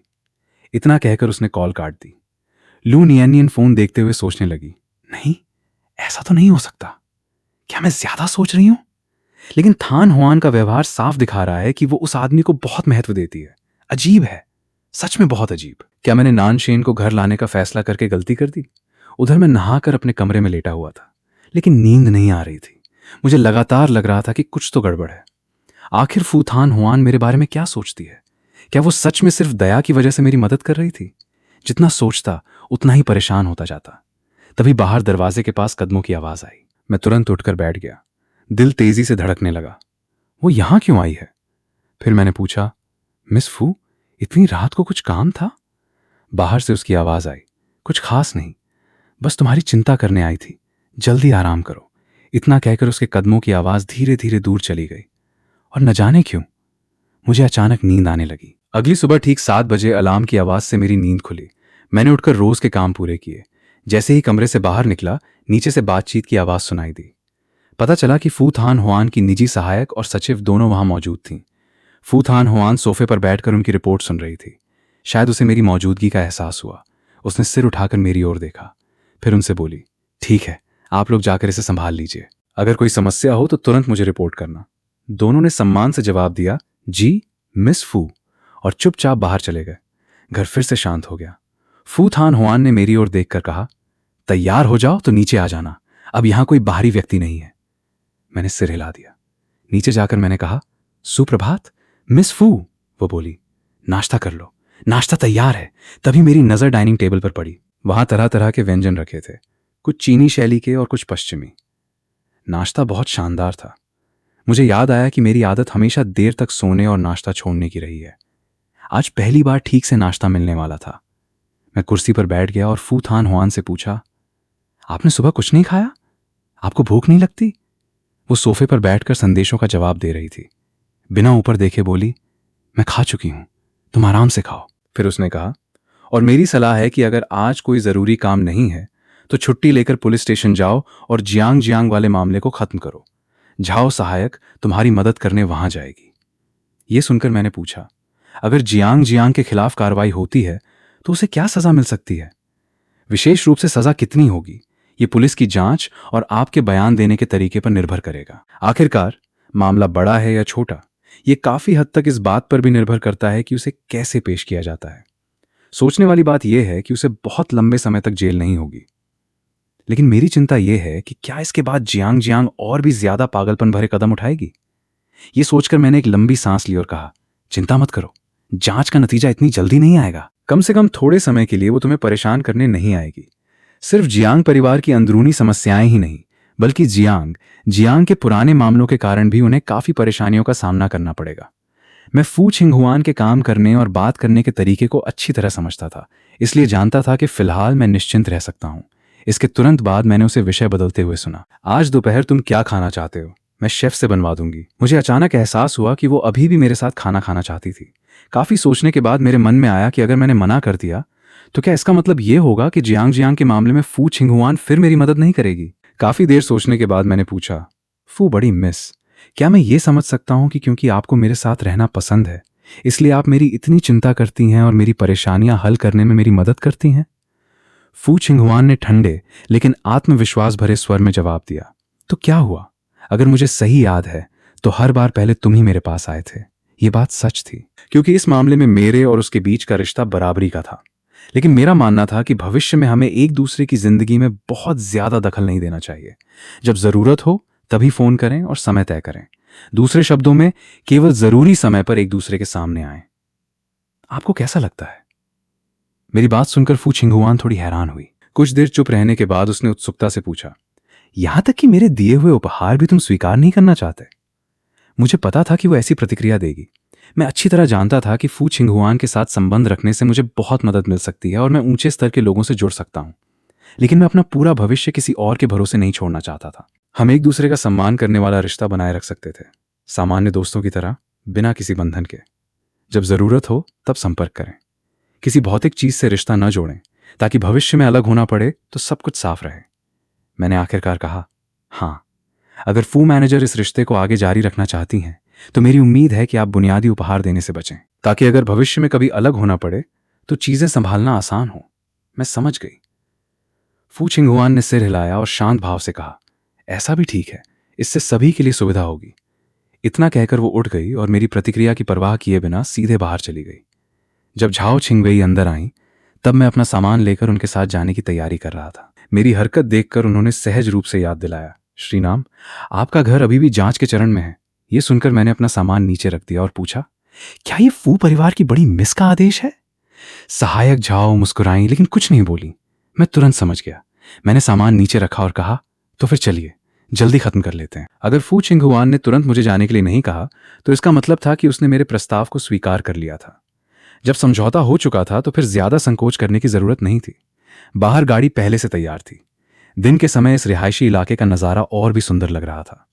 गाड़ी में बैठने के बाद सहायक झाओ ने मुझे कुछ दस्तावेज दिए। ये कल रात जियांग मिस का बयान है। मुख्य मामला पीछा करने और धमकी देने का है। बाकी चीजों की आपको ज्यादा चिंता करने की जरूरत नहीं है, हम इसे ठीक से संभाल लेंगे। मैंने जियांग जियांग का बयान पढ़ा। उसमें उसने लिखा था कि यह सिर्फ प्रेमी प्रेमिका के बीच का मजाक था। मैंने ठंडी मुस्कान दी और कहा, मैं निजी समझौता स्वीकार नहीं करूंगा। मेरा फैसला पहले जैसा ही रहेगा। फू मैनेजर भी यही चाहती हैं। इसके अलावा वो आपके लिए एक अच्छा वकील भी ढूंढेंगी। मैंने भौएं उठाई और मन ही मन सोचा, इस बार मुझे सच में फू छिंगहुआन का धन्यवाद करना चाहिए। उसे इस मामले में शामिल होने की कोई जरूरत नहीं थी, फिर भी सिर्फ मेरी मदद करने के लिए उसने इसमें हस्तक्षेप किया। मैंने सिर हिलाया। हाँ, मुझे सच में फू मैनेजर को धन्यवाद देना चाहिए। आपको भी काफी परेशानी हुई। सहायक झाओ मेरे बगल में चुप बैठी रहीं। पुलिस स्टेशन के पास पहुंचने से पहले उन्होंने केवल एक बात कही, जियांग दंपति कल रात से ही यहां हैं। उनका मूड काफी उत्तेजित लग रहा है। मेरी सलाह है कि आप सीधे टकराव से बचें। यह सुनकर मुझे वो समय याद आया जब जियांग जियांग मेरे साथ थी और मैं पहली बार उसके माता पिता से मिला था। मुझे ठीक ठीक याद नहीं था कि क्या हुआ था, लेकिन उनका दूसरों को नीचा समझने वाला घमंडी रवैया मैं कभी नहीं भूल पाया। मैं खुद से झगड़ा शुरू नहीं करूंगा, लेकिन जियांग जियांग के माता पिता ऐसा करेंगे या नहीं, ये कहना मुश्किल था। आखिर जिस तरह की बेटी उन्होंने पाली थी, उसके माता पिता भी साधारण लोग नहीं हो सकते थे। जैसे ही मैं सहायक झाओ के साथ पुलिस स्टेशन में दाखिल हुआ, एक तेज महिला आवाज मेरे कानों में पड़ी। तुम जैसे संकीर्ण सोच वाले आदमी, तुमने मेरी बेटी पर केस करने की हिम्मत कैसे की? मैंने पीछे मुड़कर देखा। जियांग दंपति मुझे गुस्से से घूर रहे थे। वो महिला तो जैसे मुझ पर हमला करने के लिए आगे बढ़ने वाली थी। सहायक झाओ का चेहरा सफेद पड़ गया और वो उसे रोकने के लिए आगे बढ़ी। मैंने बिना भाव बदले उनकी ओर देखा और व्यंग्य से कहा, क्या हुआ? अब आप मुझ पर हाथ उठाना चाहती हैं? आप लोगों को थोड़ा तर्क समझना चाहिए। मैं भी इस मामले में पीड़ित हूं। मुझे अपने अधिकारों की रक्षा करने का हक क्यों नहीं है? मिसेस जियांग ने गुस्से में मेरी ओर उंगली उठाई। यहां मासूम बनने का नाटक मत करो। तुम आदमी होकर इतने छोटे दिल के कैसे हो सकते हो? मेरी बेटी ने तुम्हारा क्या बिगाड़ा है? मैंने शांत स्वर में कहा, मिसेस जियांग, यहां बेवजह मुझसे झगड़ा करने के बजाय बेहतर होगा कि आप सोचें आपकी बेटी ने क्या किया है। अगर उसने मुझे नुकसान नहीं पहुंचाया होता तो मेरे पास उसके खिलाफ कार्रवाई करने की कोई वजह नहीं होती। मिसेस जियांग गुस्से से कुछ बोल नहीं पाई। मिस्टर जियांग ने उन्हें शांत करने के लिए उनकी पीठ थपथपाई। फिर उन्होंने मेरी ओर देखा और कहा, श्री नाम, क्या आपको लगता है कि आप बहुत महान हैं? क्या आपने भी सिर्फ मुआवजे के पैसे के लिए मेरी बेटी जियांग परिवार की बेटी को यहां लेकर आए हो? जियांग हमारी बेटी है। बचपन से लेकर अब तक वो हमेशा बहुत आज्ञाकारी और अच्छी बच्ची रही है। अगर तुम जैसे लोगों ने उसे गलत रास्ते पर न धकेला होता तो वो इस हालत तक क्यों पहुंचती? मैं इस बेकार की बातचीत से पूरी तरह थक चुका था। मैंने सीधे पास खड़े अधिकारी की ओर देखा और कहा, आप लोगों ने भी सुन लिया है। ये लोग मुझ पर व्यक्तिगत आरोप लगा रहे हैं। मैं जियांग परिवार के साथ कोई निजी समझौता करने से इनकार करता हूं और किसी भी तरह की बातचीत स्वीकार नहीं करूंगा। मुझे सिर्फ कानून पर भरोसा है। जैसा कानून के अनुसार होगा वैसा ही किया जाए। मिसेस जियांग गुस्से से पागल हो गई। तुम इतने जिद्दी इंसान कैसे हो सकते हो? अगर उसे जेल भी हो गई तो क्या? कोई तुम्हारा मांस तो नहीं खा जाएगा। बस प्रक्रिया के अनुसार कार्रवाई हो जाए। बाकी चीजों की मुझे कोई परवाह नहीं है। दूसरी ओर जब लू नियान फू छिंगहुआन के ऑफिस में पहुंची तो झाओ छिंगहुई का वॉइस मैसेज अभी भी उसके फोन पर चल रहा था। आवाज सुनकर फू छिंगहुआन ने रिकॉर्डिंग रोक दी। उसने सिर उठाकर लू नियान को देखा और पूछा, क्या तुम आजकल बहुत खाली रहती हो? हर दिन मेरे ऑफिस क्यों चली आती हो? लू नियान ने शिकायत भरी नजर से उसे देखा और नाराज होकर बोली, क्या तुम्हें लगता है कि मुझे अपने ऑफिस में अच्छा नहीं लगता? तुम्हें लगता है मैं यहां खुशी से आती हूं? छिंगहुआन, तुमने मामले को इतना बड़ा बना दिया है कि अब कितने ही लोग मेरे पास आकर जियांग के बारे में पूछताछ कर रहे हैं। पहले जो निवेश प्रोजेक्ट चल रहा था उसका क्या होगा? उसे अचानक रोक नहीं सकते, इसलिए मुझे तुमसे पूछने आना पड़ा। फू छिंगहुआन ने कॉफी का एक घूंट लिया। उसने प्रोजेक्ट की बात पर कोई प्रतिक्रिया नहीं दी, बस ठंडे स्वर में कहा, गलती की है तो उचित कीमत चुकानी पड़ेगी। क्या इस बात के लिए किसी और की याद दिलाने की जरूरत है? बाकी चीजों के बारे में बाद में सोचेंगे। लू नियान ने हल्का सा भौहें सिकोड़ ली। वो सोफे पर बैठ गई और बोली, लगता है जियांग परिवार की बड़ी मिस के लिए आने वाले दिन आसान नहीं होंगे। वो निश्चित रूप से जियांग के लिए माफी मांगने नहीं आई थी, बस एक टिप्पणी कर रही थी। फिर फू छिंगहुआन ने विषय बदल दिया। थोड़ी देर बाद सॉन्ग शूडी अपने बॉयफ्रेंड का जन्मदिन मनाने वाली है। क्या तुम जाओगी? फू छिंगहुआन मन ही मन सोच रही थी कि शायद इस समय तक मैं पुलिस स्टेशन से निकल चुका हूंगा। फिर उसने विनम्रता से मना कर दिया, मेरा पहले से एक कार्यक्रम है, तुम लोग जाओ। बयान दर्ज कराने के बाद सहायक झाओ और मैं पुलिस स्टेशन से बाहर निकले। उन्होंने मुझसे कहा, श्रीनाम, अगर अब कोई काम नहीं है तो मैं कंपनी वापस जाने की अनुमति चाहूंगी। सहायक झाओ ने घड़ी देखी। साफ था कि उन्हें जल्दी थी और कुछ काम निपटाने थे। उनकी चिंता समझकर मैंने कहा, मेरी चिंता मत कीजिए, आप ड्राइवर के साथ वापस चली जाइए। आपके भी बहुत काम होंगे, मेरी वजह से आपका काम प्रभावित नहीं होना चाहिए। मेरी बात सुनकर सहायक झाओ थोड़ी देर के लिए हैरान हुई, फिर हल्का सा मुस्कुराई। तो फिर मैं पहले चलती हूँ। श्रीनाम, भूलिएगा मत कि आज दोपहर आपकी फू मैनेजर के साथ लंच की योजना है। मैं लगभग ये बात भूल ही गया था। मैंने आभार से कहा, धन्यवाद, अच्छा हुआ आपने याद दिला दिया। अब जियांग का मामला काफी हद तक सुलझ चुका था। मुझे अपनी सुरक्षा की चिंता भी नहीं करनी थी, लेकिन एहतियात के लिए झाओ छिंगवेई ने फिर भी मेरे साथ 2 बॉडीगार्ड छोड़ दिए। मैं आराम से सड़क पर चलता रहा और सोचने लगा कि सुबह मैंने छुट्टी ले ली थी, इसलिए ऑफिस जाने की जल्दी नहीं थी। पता नहीं किसी खबर की वजह से या किसी और कारण से आज मैनेजर थाई भी अजीब तरह से नरम व्यवहार कर रहे थे। मैंने जैसे ही छुट्टी मांगी उन्होंने तुरंत मंजूर कर दी। यहां तक कि उन्होंने कहा कि पहले सारे मामले निपटा लूं, फिर आराम से काम पर आऊं। इसलिए मुझे इस समय का इस्तेमाल अच्छे से सोचने के लिए करना चाहिए था कि आखिर फू छिंगहुआन का धन्यवाद कैसे करूं। दूसरी तरफ झाओ छिंगवेई ने तुरंत फू छिंगहुआन को फोन किया। फू मैनेजर, सारी चीजें संभाल ली गई हैं। इसके अलावा मैंने आज दोपहर के लिए रेस्टोरेंट भी बुक कर दिया है। थोड़ी देर बाद आप और श्रीनाम सीधे वहां जाकर खाना खा सकते हैं। फोन के दूसरी तरफ कुछ देर तक चुप्पी रही।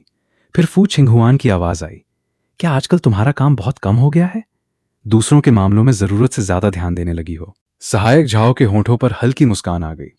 वो मन ही मन सोचने लगी, लगता है फू मैनेजर बहुत खुश हैं। लेकिन उसने नहीं सोचा था कि अब वो श्री नाम को इतना महत्व देने लगी हैं। भविष्य में उसे उनके साथ थोड़ा और सम्मान से पेश आना होगा।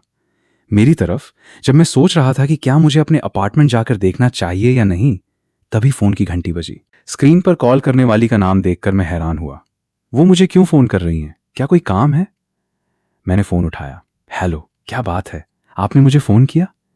मेरी आवाज सुनकर वो थोड़ी झिझकी। नाम शेन, क्या तुम खाली हो? मैंने पूछा, आपको क्या हुआ? कोई बात है तो बताइए। तब उन्होंने कहा, मुझे तो कुछ नहीं हुआ, लेकिन त्यान लेई को स्कूल में किसी से लड़ाई हो गई है। मैं और उसके पिता दोनों शहर में नहीं हैं, इसलिए क्या तुम एक बार वहां जा सकते हो? मैंने तुरंत जवाब दिया, मैं समझ गया, आप चिंता मत कीजिए, मैं थोड़ी देर में अस्पताल जाकर देखता हूं। फोन रखने के बाद मैंने एक लंबी सांस ली और पास की सिटी अस्पताल के लिए टैक्सी ले ली। जब मैं अस्पताल के गलियारे में पहुंचा तो मैंने देखा कि यांग त्यानलेई बेंच पर बैठा था। उसकी हालत काफी खराब लग रही थी। आसपास से गुजरने वाले लोग बस उसे देखकर आगे बढ़ जा रहे थे। उनकी नजरों को महसूस करके उसने चुपचाप अपनी मुट्ठियां भींच लीं। ये देखकर मैं तुरंत उसके पास गया और उसे रोकते हुए कहा, यांग त्यानलेई, तुम फिर क्या कर रहे हो? अपनी मुट्ठी नीचे करो।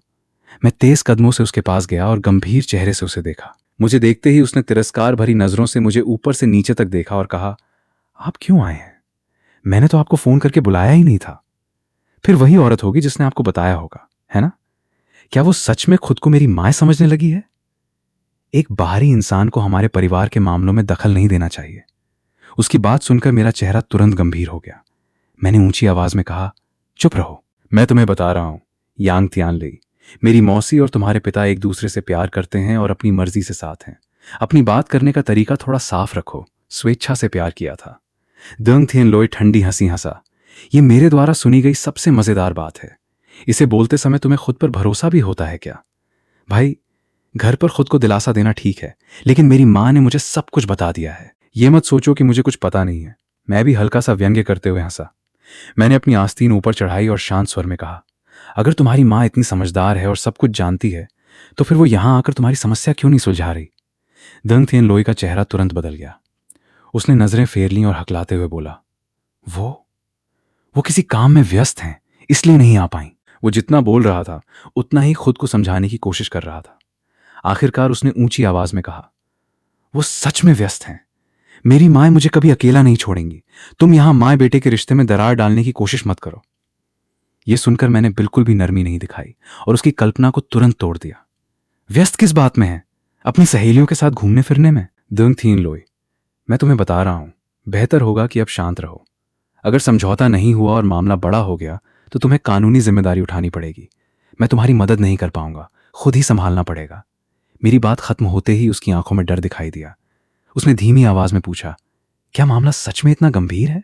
क्या मेरे ऊपर सच में केस हो सकता है? मैंने लंबी सांस ली और कहा, मैंने पूरी स्थिति के बारे में पता किया है।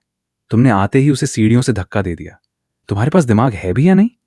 अगर इसका इस्तेमाल नहीं करना है तो किसी जरूरतमंद को दान कर दो।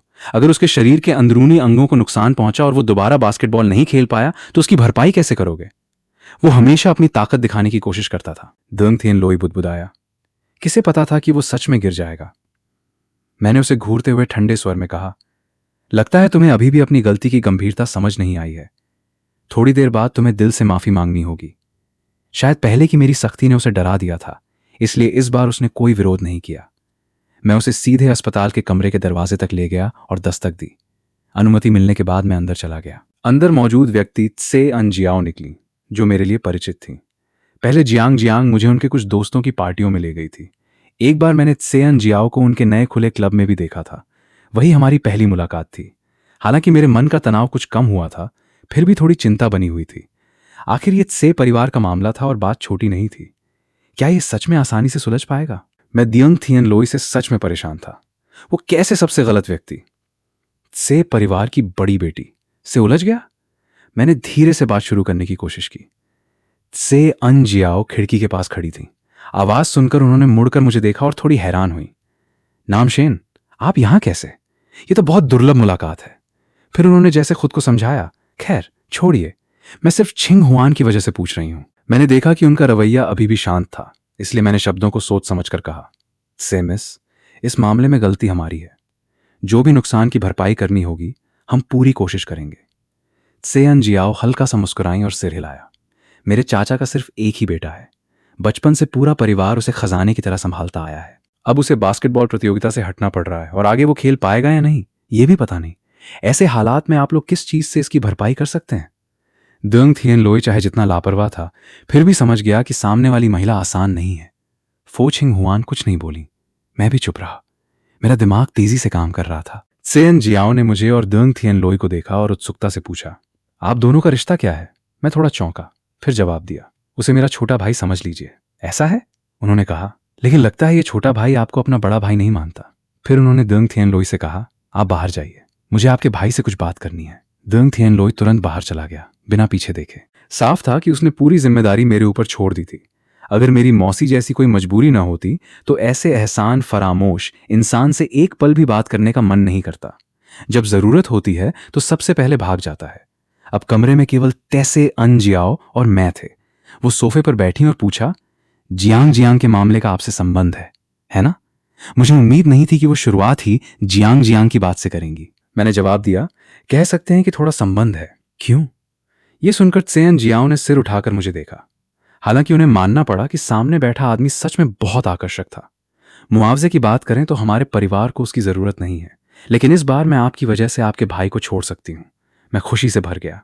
से मिस, क्या आप सच कह रही हैं? आपका बहुत धन्यवाद। चिंता मत कीजिए, आगे से हम उसे अच्छी तरह संभालेंगे। सेयन जियाओ हल्का सा मुस्कुराई। गलत मत समझिए, मैं ये सिर्फ छिंग हुआन की वजह से कर रही हूं। मैं कुछ पल के लिए स्तब्ध रह गया।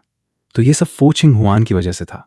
कोई आश्चर्य नहीं कि सेयन जियाओ ने इतनी जल्दी अपना फैसला बदल लिया। वरना से परिवार के स्वभाव के अनुसार मेरे इस तथाकथित छोटे भाई का हाई स्कूल पूरा करना भी मुश्किल हो सकता था, बल्कि उसके रिकॉर्ड में मामला भी दर्ज हो सकता था। मैं सेयन जियाओ को देखता रहा और समझ नहीं पाया कि क्या कहूं। उन्होंने कहा, चिंता मत कीजिए, मैं नुकसान नहीं उठाऊंगी। मेरी चाची अभी मुख्य डॉक्टर को ढूंढने गई हैं, इसलिए इस समय का फायदा उठाइए और अपने भाई को लेकर चले जाइए। बाद में मेरे लिए भी हस्तक्षेप करना मुश्किल हो सकता है। मैंने कहा, से मिस, आपका यह एहसान मैं हमेशा याद रखूंगा। सेयन जियाओ ने आधी मुस्कान के साथ मुझे देखा। मेरे बाहर जाने के बाद उन्होंने तुरंत फोन निकाला और फो छिंग हुआन को संदेश भेज दिया। जब मैं अस्पताल के कमरे से बाहर निकला तो देखा कि दंग थियन लोई दूसरी तरफ खड़ा था और सिर झुकाकर फोन चला रहा था। मुझे देखते ही उसने मेरे खराब मूड को पहचान लिया और मुंह में च्यूइंग गम का बुलबुला बनाया। क्या हुआ? उसने लापरवाही से पूछा। चल सकते हैं क्या? मैंने उसे घूर कर देखा और कहा, सच में मुझे ऐसा नहीं करना चाहिए था, इस मुसीबत में फंसने के लिए। इतना कहकर मैंने उसकी तरफ ध्यान देना भी जरूरी नहीं समझा और खुद आगे बढ़ गया। दियंग थियन लोई कुछ देर तक वहीं खड़ा रह गया, फिर तुरंत मेरे पीछे आ गया। अरे, तुम्हारा मतलब क्या है?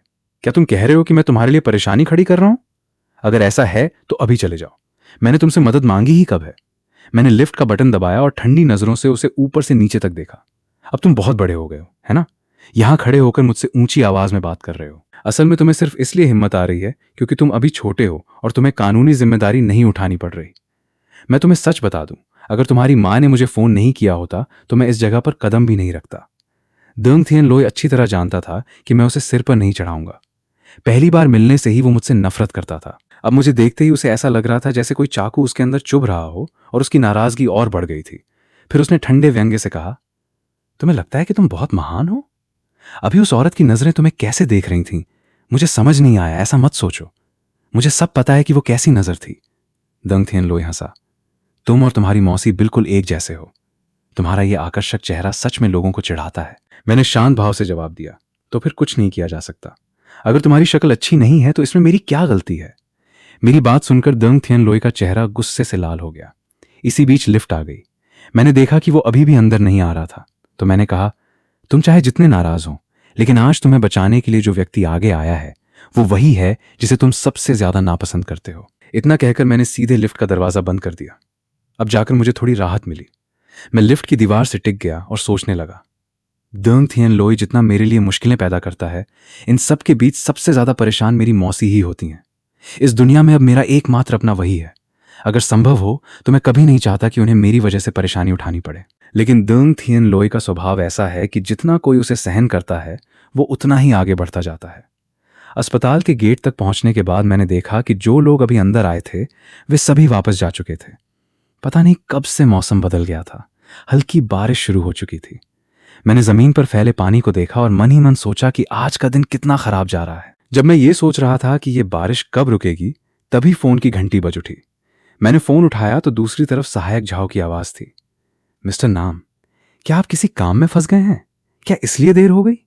वो पीछे मुड़कर फो छिंग हुआन की तरफ देख रही थीं, जो भोजन क्षेत्र में उनका इंतजार कर रही थीं। आखिर नाम शेन कर क्या रहे हैं? फो टोटल को इतनी देर तक इंतजार करवाना उनके स्वभाव जैसा नहीं है। वो इतनी लापरवाह नहीं है। मैंने फोन देखा और तभी याद आया कि आज दोपहर मेरी फो छिंग हुआन के साथ लंच की मुलाकात थी।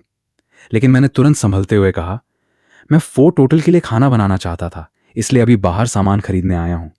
इसके अलावा मुझे थोड़ा जरूरी काम भी निपटाना है। थोड़ी देर बाद मैं खुद फो टोटल से संपर्क करूंगा, आप चिंता मत कीजिए। सहायक झाओ ने राहत की सांस ली।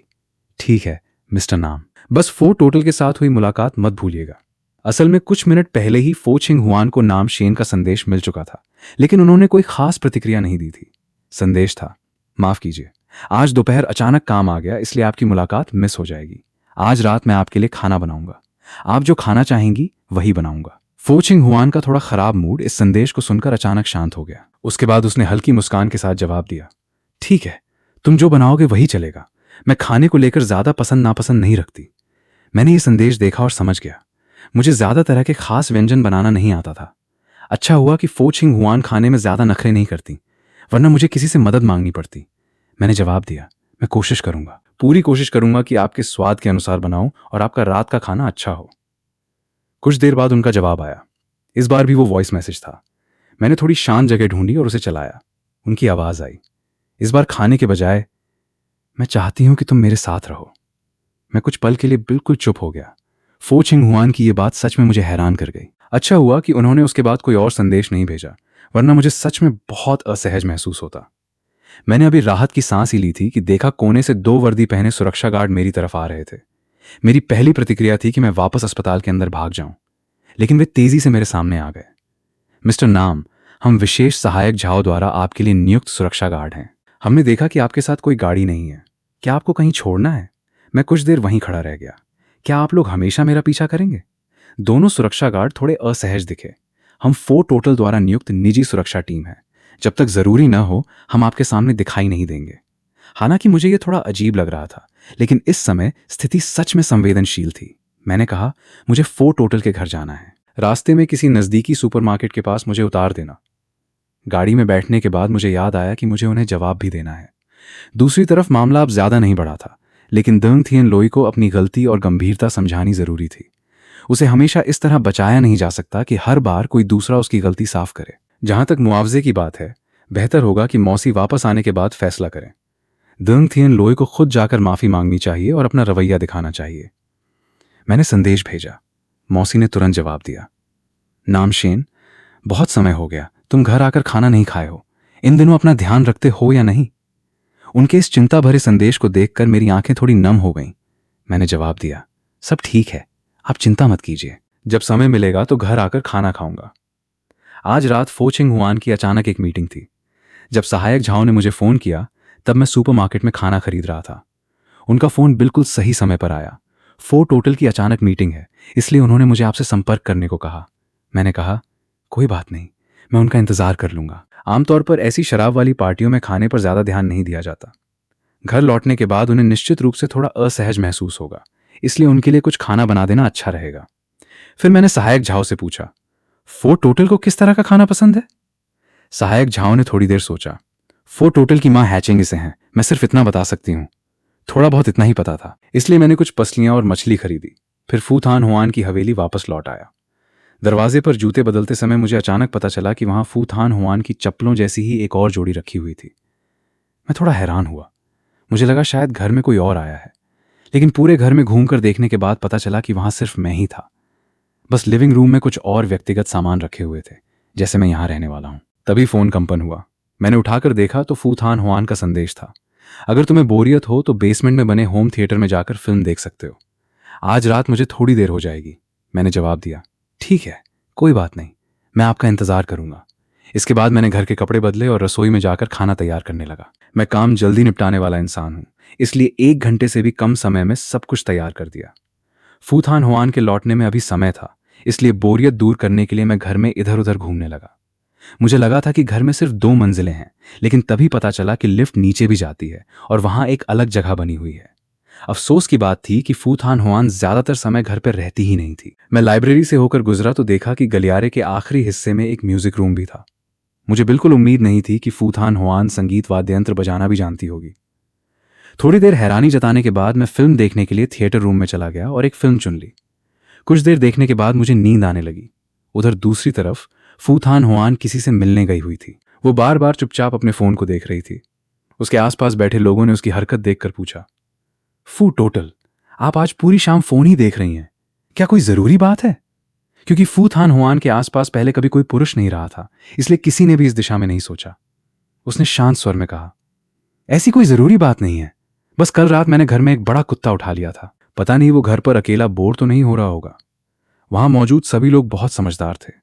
उन्होंने तुरंत उसकी बात का मतलब समझ लिया, इसलिए किसी ने भी आगे कहीं जाने या पार्टी जारी रखने की बात नहीं की।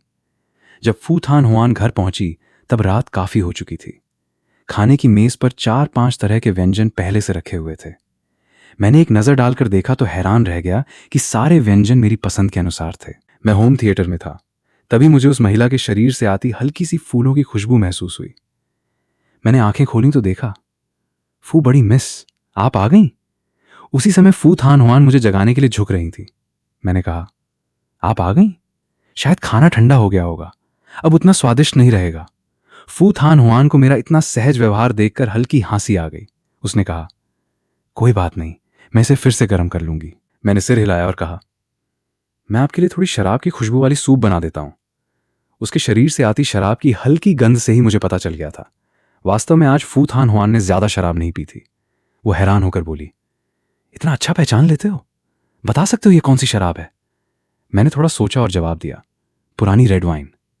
अचानक फू थान हुआन मेरे बेहद करीब आ गई। दूरी इतनी कम थी कि लगभग हम एक दूसरे को छू सकते थे।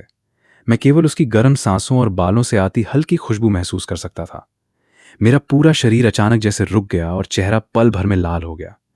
मेरी प्रतिक्रिया देखकर फू थान हुआन हल्का मुस्कुराई और धीरे से बोली, तो क्या तुम बता सकते हो कि यह कहां बनाई गई है? मैंने कुछ नहीं कहा, बस बात बदलते हुए बोला, पहले खाना खा लेते हैं। फिर मैंने पूछा, फू बड़ी मिस, क्या आज आपका खाना अच्छा नहीं लगा? वो उत्सुक होकर पूछने लगी, तुमने ये सारे व्यंजन बनाने के बारे में कैसे सोचा? मैंने पूछा, क्या आपको पसंद नहीं आया? उसने तुरंत जवाब दिया, बिल्कुल पसंद आया। तुम जो भी बनाओगे मुझे पसंद आएगा। लिविंग रूम में लौटने के बाद मैंने उसे सुझाव दिया कि वो पहले नहाकर थोड़ा आराम कर ले। आज उसने पूरा दिन काम किया था, इसलिए वो काफी थक गई होगी। फू थान हुआन ने सिर हिला दिया। जब वो ऊपर चली गई तो मैं नीचे रहकर खाने को दोबारा गर्म करने लगा। कुछ देर बाद जब फू थान हुआन नीचे आई तो उसने मुझे पीछे से देखा।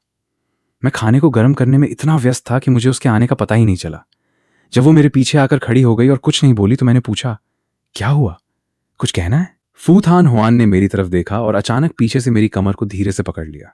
इतना करीब का यह अंदाज ऐसा लग रहा था जैसे हम कई सालों से प्यार करने वाले जोड़े हों। उसने धीरे से पूछा, नमथान, तुम्हें और कौन कौन से व्यंजन बनाना आता है? मैंने कहा, थोड़ा बहुत सब आता है, लेकिन किसी में भी बहुत माहिर नहीं हूं।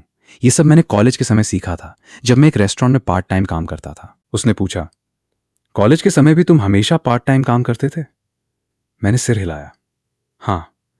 गांव वाला घर तो बेच दिया था, लेकिन मैं शहर के अच्छे इलाके में अपना घर खरीदना चाहता हूं, इसलिए मुझे मेहनत करनी पड़ती थी। वैसे भी घर की सजावट और बाकी खर्च बहुत ज्यादा होते हैं, इसलिए कॉलेज में पढ़ाई के साथ काम भी करता था। मुझे लगा था कि फू थान हुआन मेरे परिवार के बारे में पूछेगी, लेकिन अच्छा हुआ उसने ऐसा नहीं किया।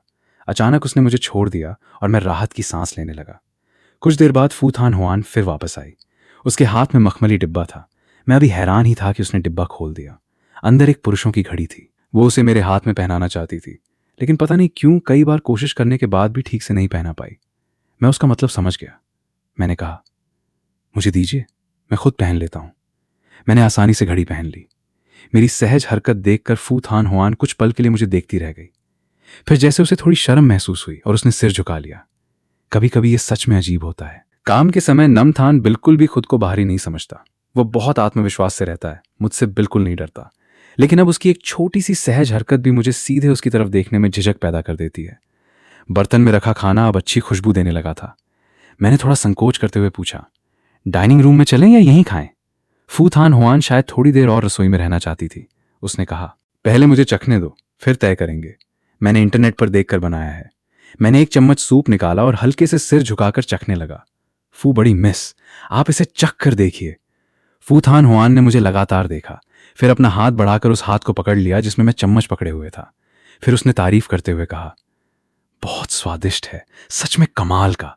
यह पहली बार था जब मैंने उसे हैचिंगी की भाषा बोलते हुए सुना था। उसका उच्चारण बिल्कुल शुद्ध था और उसकी आवाज में एक अलग ही आकर्षण था।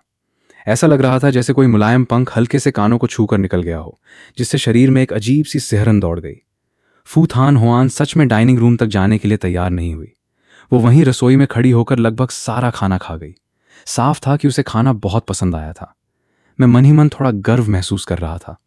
आखिर मैं भी कम नहीं हूं, सच में खाना बनाने में प्रतिभाशाली हूं। इसके बाद हम दोनों हाथों में हाथ डाले कमरे की ओर लौट गए। दरवाजा बंद होने से पहले बस इतना ही देखा जा सकता था कि फू थान हुआन मुझे एक बेहद भावपूर्ण नजरों से देख रही थी। कुछ देर बाद फू थान हुआन ने अपना सिर मेरे कंधे पर रख दिया। फिर उसने सिर उठाकर मेरी तरफ देखा। मैंने नीचे झुककर उसे देखा और अपना हाथ उसके चेहरे पर फेर दिया। वो सहज प्रतिक्रिया में मेरा हाथ हटाने लगी, लेकिन तुरंत ही जैसे उसे होश आया। नमथान, माफ करना, मेरा ऐसा कोई इरादा नहीं था। असल में हमारे रिश्ते को देखते हुए हम दोनों का अपने अपने कमरे में जाना ही बेहतर होता। लेकिन फू थान हुआन जाना नहीं चाहती थी। मैं भी सच में काफी थक चुका था, इसलिए मैंने उसे रोकने की कोशिश नहीं की। मैंने बेबसी से कहा, गलती मेरी थी, तुम मुझसे माफी क्यों मांग रही हो? वो बोली, असल में मैं भी ऐसी इंसान नहीं हूं जिसे आसानी से सुरक्षा का एहसास हो जाए। बाहर से भले ही मैं बहुत मजबूत और निर्णायक दिखती हूं, लेकिन अंदर से मुझे भी किसी के सहारे की जरूरत होती है। मुझे नहीं पता कि आपने ये बातें पहले किसी और से कही हैं या नहीं, लेकिन आपकी बातें सच में मेरे दिल को छू गईं। शायद आज रात का माहौल बहुत खास था और शायद वो भी सामान्य से ज्यादा नरम हो गई थी। बहुत कम ऐसा होता था कि उसे किसी से दिल की बातें करने की इच्छा हो। मैंने उससे कहा, फू बड़ी मिस, सच बताऊं तो मैंने तुमसे झूठ बोला था। वो हल्के से बोली, हूं? मैंने कहा, मेरे और जियांग जियांग के बीच रिश्ता इसलिए नहीं बना क्योंकि वो अचानक मेरी जिंदगी में आई थी, बल्कि बात मेरे जन्मदिन की है।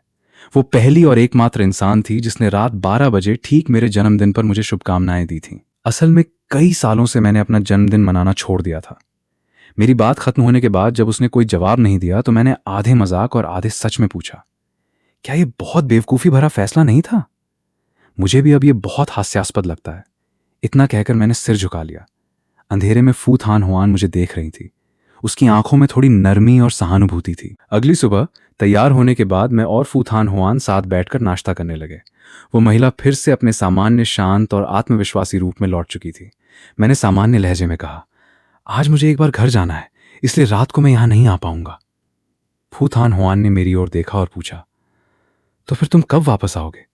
मैंने थोड़ा सोचा और कहा, यह मेरा फोन नंबर है, तुम जब चाहो मुझे कॉल कर सकती हो। अगर मैं व्यस्त नहीं हुआ तो मैं आ जाऊंगा। उसने सिर हिलाकर हामी भर दी। फिर उसने इशारा किया कि मैं सामने रखा नाश्ता पूरा करूं। मैंने आदत के अनुसार प्लेट में रखी सब्जियां उठाईं। फू थान हुआन ने पूछा, सुबह तुम सिर्फ इतना ही खाते हो? सच में भूख नहीं लगती? मैंने कहा, फू मिस, आप चिंता मत करो, मैं ऐसा स्वास्थ्य के लिए खाता हूं, मुझे इसकी आदत हो गई है। फू थान हुआन ने थोड़ी झिझक के साथ सिर हिला दिया। नाश्ता खत्म करने के बाद मैं टैक्सी बुलाने वाला था, लेकिन मैंने घड़ी देखी, फिर कार की चाबी उठाकर कहा, साथ चलो, रास्ता एक ही है। वान शैंग ग्रुप का होटल इतने बड़े स्तर का था कि जाहिर है वो किसी सुनसान जगह पर नहीं होगा, बल्कि उसी व्यापारिक क्षेत्र में था। सच में रास्ता एक ही था। थान हुआन, मुझे छोड़ने के लिए धन्यवाद। आपने मेरी बहुत बड़ी मदद की है। कार में बैठने के बाद हम दोनों ने ज्यादा बातचीत नहीं की। जब होटल पास आने लगा तभी फू थान हुआन ने पूछा, क्या तुम्हें नौकरी बदलने की जरूरत है, जैसे मेरी कंपनी में आ जाना? मैंने सिर हिलाया। बेशक ऐसा हो सकता है, लेकिन अभी इतनी जल्दी नौकरी बदलने का मन नहीं है। इस पद तक पहुंचने के लिए मैंने बहुत मेहनत की है। मेरे पिछले प्रदर्शन को देखते हुए मुझे अभी भी मौका मिल सकता है। मैं इतनी जल्दी हार नहीं मानना चाहता और मैंने इस बारे में काफी सोच लिया है। यह समाज भी जंगल के नियमों की तरह चलता है।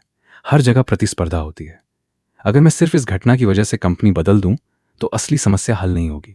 फिर मैंने कहा, शायद आप मुझे बिल्कुल ऑफिस के दरवाजे तक छोड़ना नहीं चाहेंगी, है ना? आगे वाले चौराहे पर उतार दीजिए। ठीक है, मैं यहीं उतर जाता हूं, आप संभल कर जाइए। दूरी न ज्यादा थी न कम। मैं रास्ते में एक कॉफी भी ले सकता था। फू थान हुआन सच में बहुत ध्यान रखने वाली थी। सुबह सुबह कॉफी शॉप में ज्यादातर आसपास की कंपनियों के कर्मचारी और सहकर्मी ही थे। माँ येन के करीब रहने वाले लोगों ने मुझे देखकर भी मजबूरी में हल्की मुस्कान दे दी। मुझे थोड़ा अजीब लगा। आमतौर पर मेरा उनसे ज्यादा मेल जोल नहीं था। कुछ लोग तो कभी कभी मेरा मजाक भी उड़ाते थे। फिर आज अचानक सब इतने दूर दूर क्यों लग रहे थे? जब मैं अपनी सीट पर पहुंचा तो लिन शू मेरे पास आया और उत्सुकता से पूछा, कल तुमने छुट्टी क्यों ली? मैंने तुम्हें मैसेज भी किए, लेकिन तुमने जवाब नहीं दिया। मैं तो परेशान हो गया था। मैं मुस्कुराया और बात बदलने की कोशिश की। तुम्हारी कॉफी ठंडी हो जाएगी। लिन शू ने कप लिया, एक घूंट पिया और फिर बोला, नहीं यार, सच सच बता, आखिर कल तुम गए कहां थे? तभी मैंने अपना मैसेज बॉक्स खोला। लिन शू ने मुझे लगभग 30 संदेश भेजे थे, क्योंकि वो अक्सर मुझे बेकार और मजेदार अकाउंट्स के वीडियो भेजता रहता था। मैं अभी कुछ समझाने वाला ही था कि लिन शू ने मेरा फोन झट से छीन लिया। इसे टेबल पे रखो, अभी मत देखो, पहले मेरी बात सुनो। जियांग जियांग वाली बात सुनी है? मैंने कहा, यह तो खबरों में आ चुका है, जाहिर है मुझे पता है, बल्कि इसमें मेरा भी संबंध है। मैं अभी तुम्हें यही बताने वाला था। घर पर भी मुझे इसके बारे में कुछ बातें सुनने को मिली थी। लिन शू ने चारों ओर देखा और धीमी आवाज में कहा, बात सिर्फ इतनी नहीं है, उसके पिता के साथ भी समस्या हो गई है। उन्हें जांच में सहयोग के लिए बुलाया गया है, और जिन लोगों को उसके पिता ने ऊपर पहुंचाया था उन्हें भी जांच के लिए बुलाया गया है। लेकिन यह सब अभी मुख्य बात नहीं है। मुख्य बात यह है कि यहां तक कि मैनेजर थाई और मी येन भी, फिर भी ऐसा ही हुआ। मैनेजर थाई के जियांग जियांग के पिता के साथ संबंध थे, ये बात कंपनी में लगभग सभी जानते थे, लेकिन किसी ने नहीं सोचा था कि माई यान भी इसमें शामिल होगी। मेरे कंपनी में न रहने के कुछ ही दिनों में इतनी सारी घटनाएं हो चुकी थीं। कल जब माई यान और मैनेजर थाई को जांच के लिए ले जाया गया, तब उनके चेहरे देखने लायक थे। अरे हाँ, आज रात जल्दी निकलने की कोशिश मत करना, हमें एक साथ खाना खाने जाना होगा और इसका जश्न मनाना होगा। मैं भी अभी अभी विदेश से वापस आया हूं। अगर माई यान इस मामले से बाहर नहीं निकल पाती है तो तुम लोगों के प्रशासन विभाग के मैनेजर की कुर्सी पर तुम्हारे बैठने की संभावना लगभग 90% है। जो लोग पहले उनसे अच्छे संबंध रखते थे, आज वे भी मेरे साथ विनम्र व्यवहार कर रहे थे।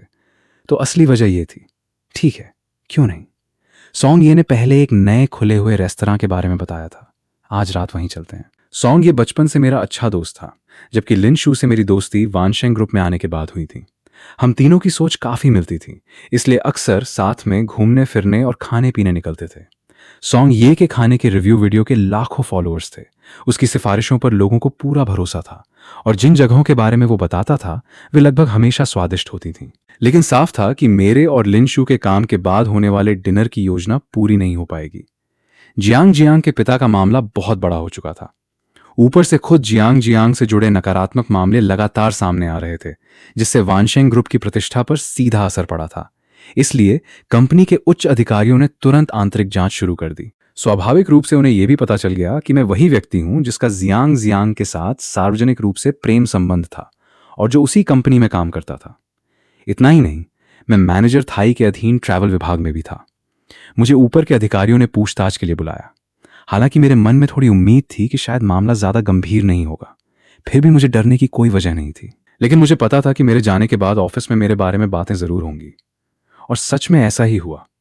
जैसे ही मैं ऑफिस से बाहर निकला, कुछ सहकर्मी फुसफुसाने लगे, क्या तुम्हें लगता है कि कल नामशेन काम पर नहीं आया क्योंकि वो भागने की योजना बना रहा था? जियांग मैडम उसके साथ 3 महीने तक रही थी, पता नहीं उसने कितना पैसा खर्च किया होगा। मैंने पहले ही कहा था, ऐसे लोगों का अंत कभी अच्छा नहीं होता। लिन शू का स्वभाव गुस्सैल था। ये सुनते ही वो गुस्से में मेज पर हाथ मारकर खड़ा हो गया। क्या बोल रहे हो तुम लोग? हिम्मत है तो नामशेन के सामने बोलकर दिखाओ। पीठ पीछे बातें करने में क्या बहादुरी है? जो लोग सिर्फ बोलना जानते थे, वे स्वाभाविक रूप से लिन शू से सीधे बहस करने की हिम्मत नहीं कर पाए। उन्होंने तुरंत बैठकर मोबाइल में फिर से कानाफूसी शुरू कर दी। लिन शू बहुत नाराज था और उसे मेरी चिंता भी हो रही थी। उसने अपने दोस्तों के ग्रुप में एक पोस्ट डालकर अपना गुस्सा निकाला। ऑफिस के नेताओं ने भी जानबूझकर मुझे परेशान नहीं किया। जब मैंने उन्हें पूरी घटना विस्तार से समझाई तो उन्होंने बस कुछ बातें समझाईं। अपने काम पर वापस ध्यान दो और अच्छी तरह काम करो। जी धन्यवाद सर। ऑफिस से बाहर निकलते ही गलियारे में चल रही सारी फुसफुसाहट अचानक बंद हो गई। सभी लोग ऐसे दिखाने लगे जैसे वे पूरी तरह अपने काम में व्यस्त हों।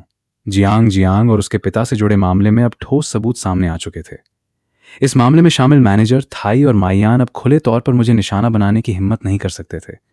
जैसे ही मैं अपनी सीट पर वापस आया, लिन शू तुरंत मेरे पास आ गया। क्या हुआ? उन्होंने तुम्हें परेशान तो नहीं किया? मैं तो अभी तक मुश्किल से खुद को रोक पा रहा था। उन लोगों की बातें सुनना बहुत मुश्किल था।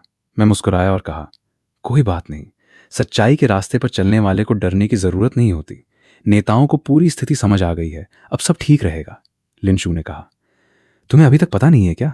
मैनेजर थाई को जियांग परिवार से जुड़े होने के कारण फिलहाल सभी जिम्मेदारियों से हटा दिया गया है और आंतरिक जांच चल रही है, और माई यान भी। पहले वो मैनेजर थाई के सहारे रहती थी, छोटी छोटी बातों पर दूसरों का श्रेय छीनती थी और सहकर्मियों को दबाती थी।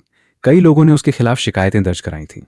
अब उसकी हालत ऐसी है कि विभाग में कुछ करने की हिम्मत भी नहीं है। ऑफिस में चालाकी और दूसरों पर दबाव डालकर फायदा उठाने वाले लोग आखिरकार अपने ही कर्मों का परिणाम भुगतते हैं। कुछ ही समय बाद कंपनी ने आधिकारिक आंतरिक सूचना जारी की। मैनेजर थाई को पदावनत कर दिया गया, जबकि माई यान की बोनस राशि काट दी गई। जहां तक जियांग की बात थी, उससे जुड़े नकारात्मक मामले लगातार फैल रहे थे। ऊपर से एक के बाद एक परेशानियां उसे घेर रही थीं, इसलिए अब उसके पास कंपनी आकर मुझे परेशान करने की ताकत नहीं बची थी। मेरे दिल पर लंबे समय से रखा भारी बोझ आखिरकार उतर गया। अब मैं पूरी तरह अपने काम पर ध्यान दे सकता था। एक सप्ताह बाद कंपनी ने आधिकारिक रूप से मुझे प्रशासन विभाग का प्रमुख नियुक्त कर दिया। जब यह खबर घोषित हुई तो पूरे विभाग में सच्चे मन से तालियां बजीं। जो सहकर्मी पहले मेरे प्रति ठंडे रहते थे, वे भी अब धीरे धीरे दोस्ताना व्यवहार करने लगे।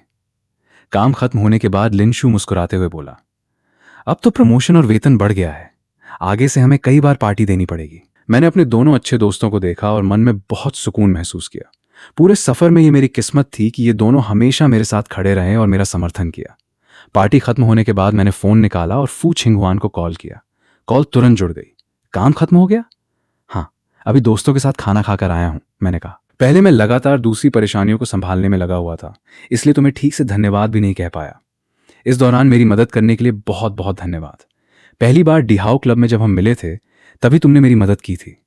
तुमने अपने विशेष सहायक को भेजकर पुलिस स्टेशन वाला मामला संभालने में मेरी मदद की, कंपनी की हर हलचल पर नजर रखी और चुपचाप मेरे रास्ते की कई परेशानियां दूर कर दी। फू छिंगहुआन ने कभी भी अपनी मदद का दिखावा नहीं किया, लेकिन जब भी मैं मुश्किल में पड़ा, वो बार बार मेरी मदद के लिए आगे आई।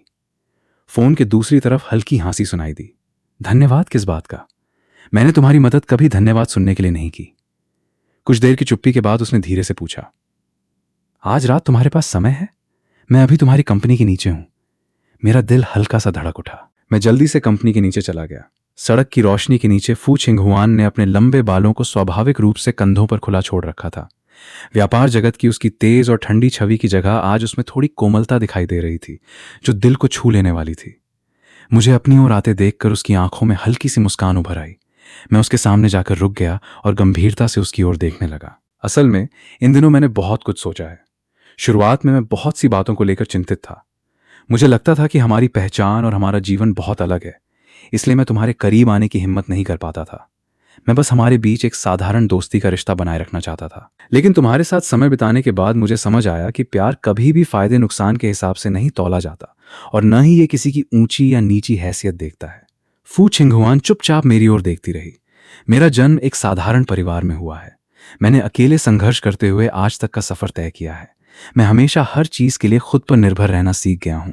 मुझे आसानी से किसी पर भरोसा करके सहारा लेना नहीं आता। लेकिन तुमसे मिलने के बाद मेरा हमेशा तनाव में रहने वाला दिल धीरे धीरे शांत होने लगा। मुझे तुम्हारा वो रूप पसंद है जब तुम कभी कभी शरारत करती हो और मुझे छेड़ती हो। मुझे तुम्हारा वो स्वभाव भी पसंद है जो बाहर से भले ही थोड़ा अभिमानी और ऊंचा लगता है, लेकिन अंदर से बहुत नरम और दयालु है। मैंने गहरी सांस ली और अपने दिल की बात कहने का साहस जुटाया। छिंगहुआन, अब मैं सिर्फ तुम्हारा साधारण दोस्त बनकर नहीं रहना चाहता। आने वाले दिनों में मैं तुम्हारे साथ रहना चाहता हूं, तुम्हारे साथ हर परिस्थिति का सामना करना चाहता हूं। क्या तुम मुझे यह मौका दोगी? रात की हल्की हवा धीरे धीरे बह रही थी, जिससे उसके बाल हवा में लहरा रहे थे। छिंगहुआन की आंखों की मुस्कान और गहरी हो गई। वो एक कदम आगे बढ़ी और धीरे से मेरा हाथ पकड़ लिया। उसकी हथेली की गर्माहट बेहद सुकून देने वाली और भरोसे से भरी थी। मैं बहुत समय से तुम्हारे मुंह से यही बात सुनने का इंतजार कर रही थी। पहले तुमने कहा था कि तुम मेरे धन और चीजों से कोई संबंध नहीं रखना चाहते, क्योंकि तुम्हें डर था कि भविष्य में यह रिश्ता उलझ जाएगा। लेकिन आज तुम्हारा विचार बदलना इसलिए नहीं है कि तुम मेरे पास मौजूद चीजों को चाहते हो, बल्कि इसलिए है क्योंकि तुम मेरे साथ बराबरी के रिश्ते में रहना चाहते हो। तुम मेहनत करोगे, गंभीरता से जीवन जियोगे और अपने तरीके से मेरी रक्षा करना चाहोगे। मैंने कभी तुम पर शक नहीं किया। मैं तुम्हारी स्वतंत्रता, तुम्हारी मजबूती और तुम्हारी सच्चाई को महत्व देती हूं। यही वजह है कि मैं भी धीरे धीरे तुम्हारे करीब आना चाहती थी। तुम्हें अकेले मेरा पीछा करने की जरूरत नहीं है। हमें बस साथ साथ कदम मिलाकर चलना है। इसके बाद के दिन साधारण लेकिन बेहद गर्मजोशी भरे थे। मैं प्रशासन विभाग के प्रमुख के पद पर मजबूती से स्थापित हो गया। मुझे नेताओं और सहकर्मियों से मान्यता मिली। लिन शू अब भी मेरा सबसे भरोसेमंद साथी था। जब भी मुझे समय मिलता, मैं अपने हाथों से खाना बनाकर फू छिंगुआन के लिए ले जाता। वो मुझे अपने दोस्तों के बीच लेकर गई। वीकेंड पर हम साथ घूमने जाते, फिल्म देखते और शहर की गलियों में टहलते। कोई बड़े परिवारों की जटिल सामाजिक सभाएं नहीं थीं, बल्कि बस सामान्य लोगों जैसी सरल खुशियां थीं। उस शाम मैंने उसके कंधे पर हाथ रखा और उसके साथ क्षितिज पर बिखरती कोमल सूर्यास्त की रोशनी को देखा। मेरे दिल में एक गहरा विश्वास था।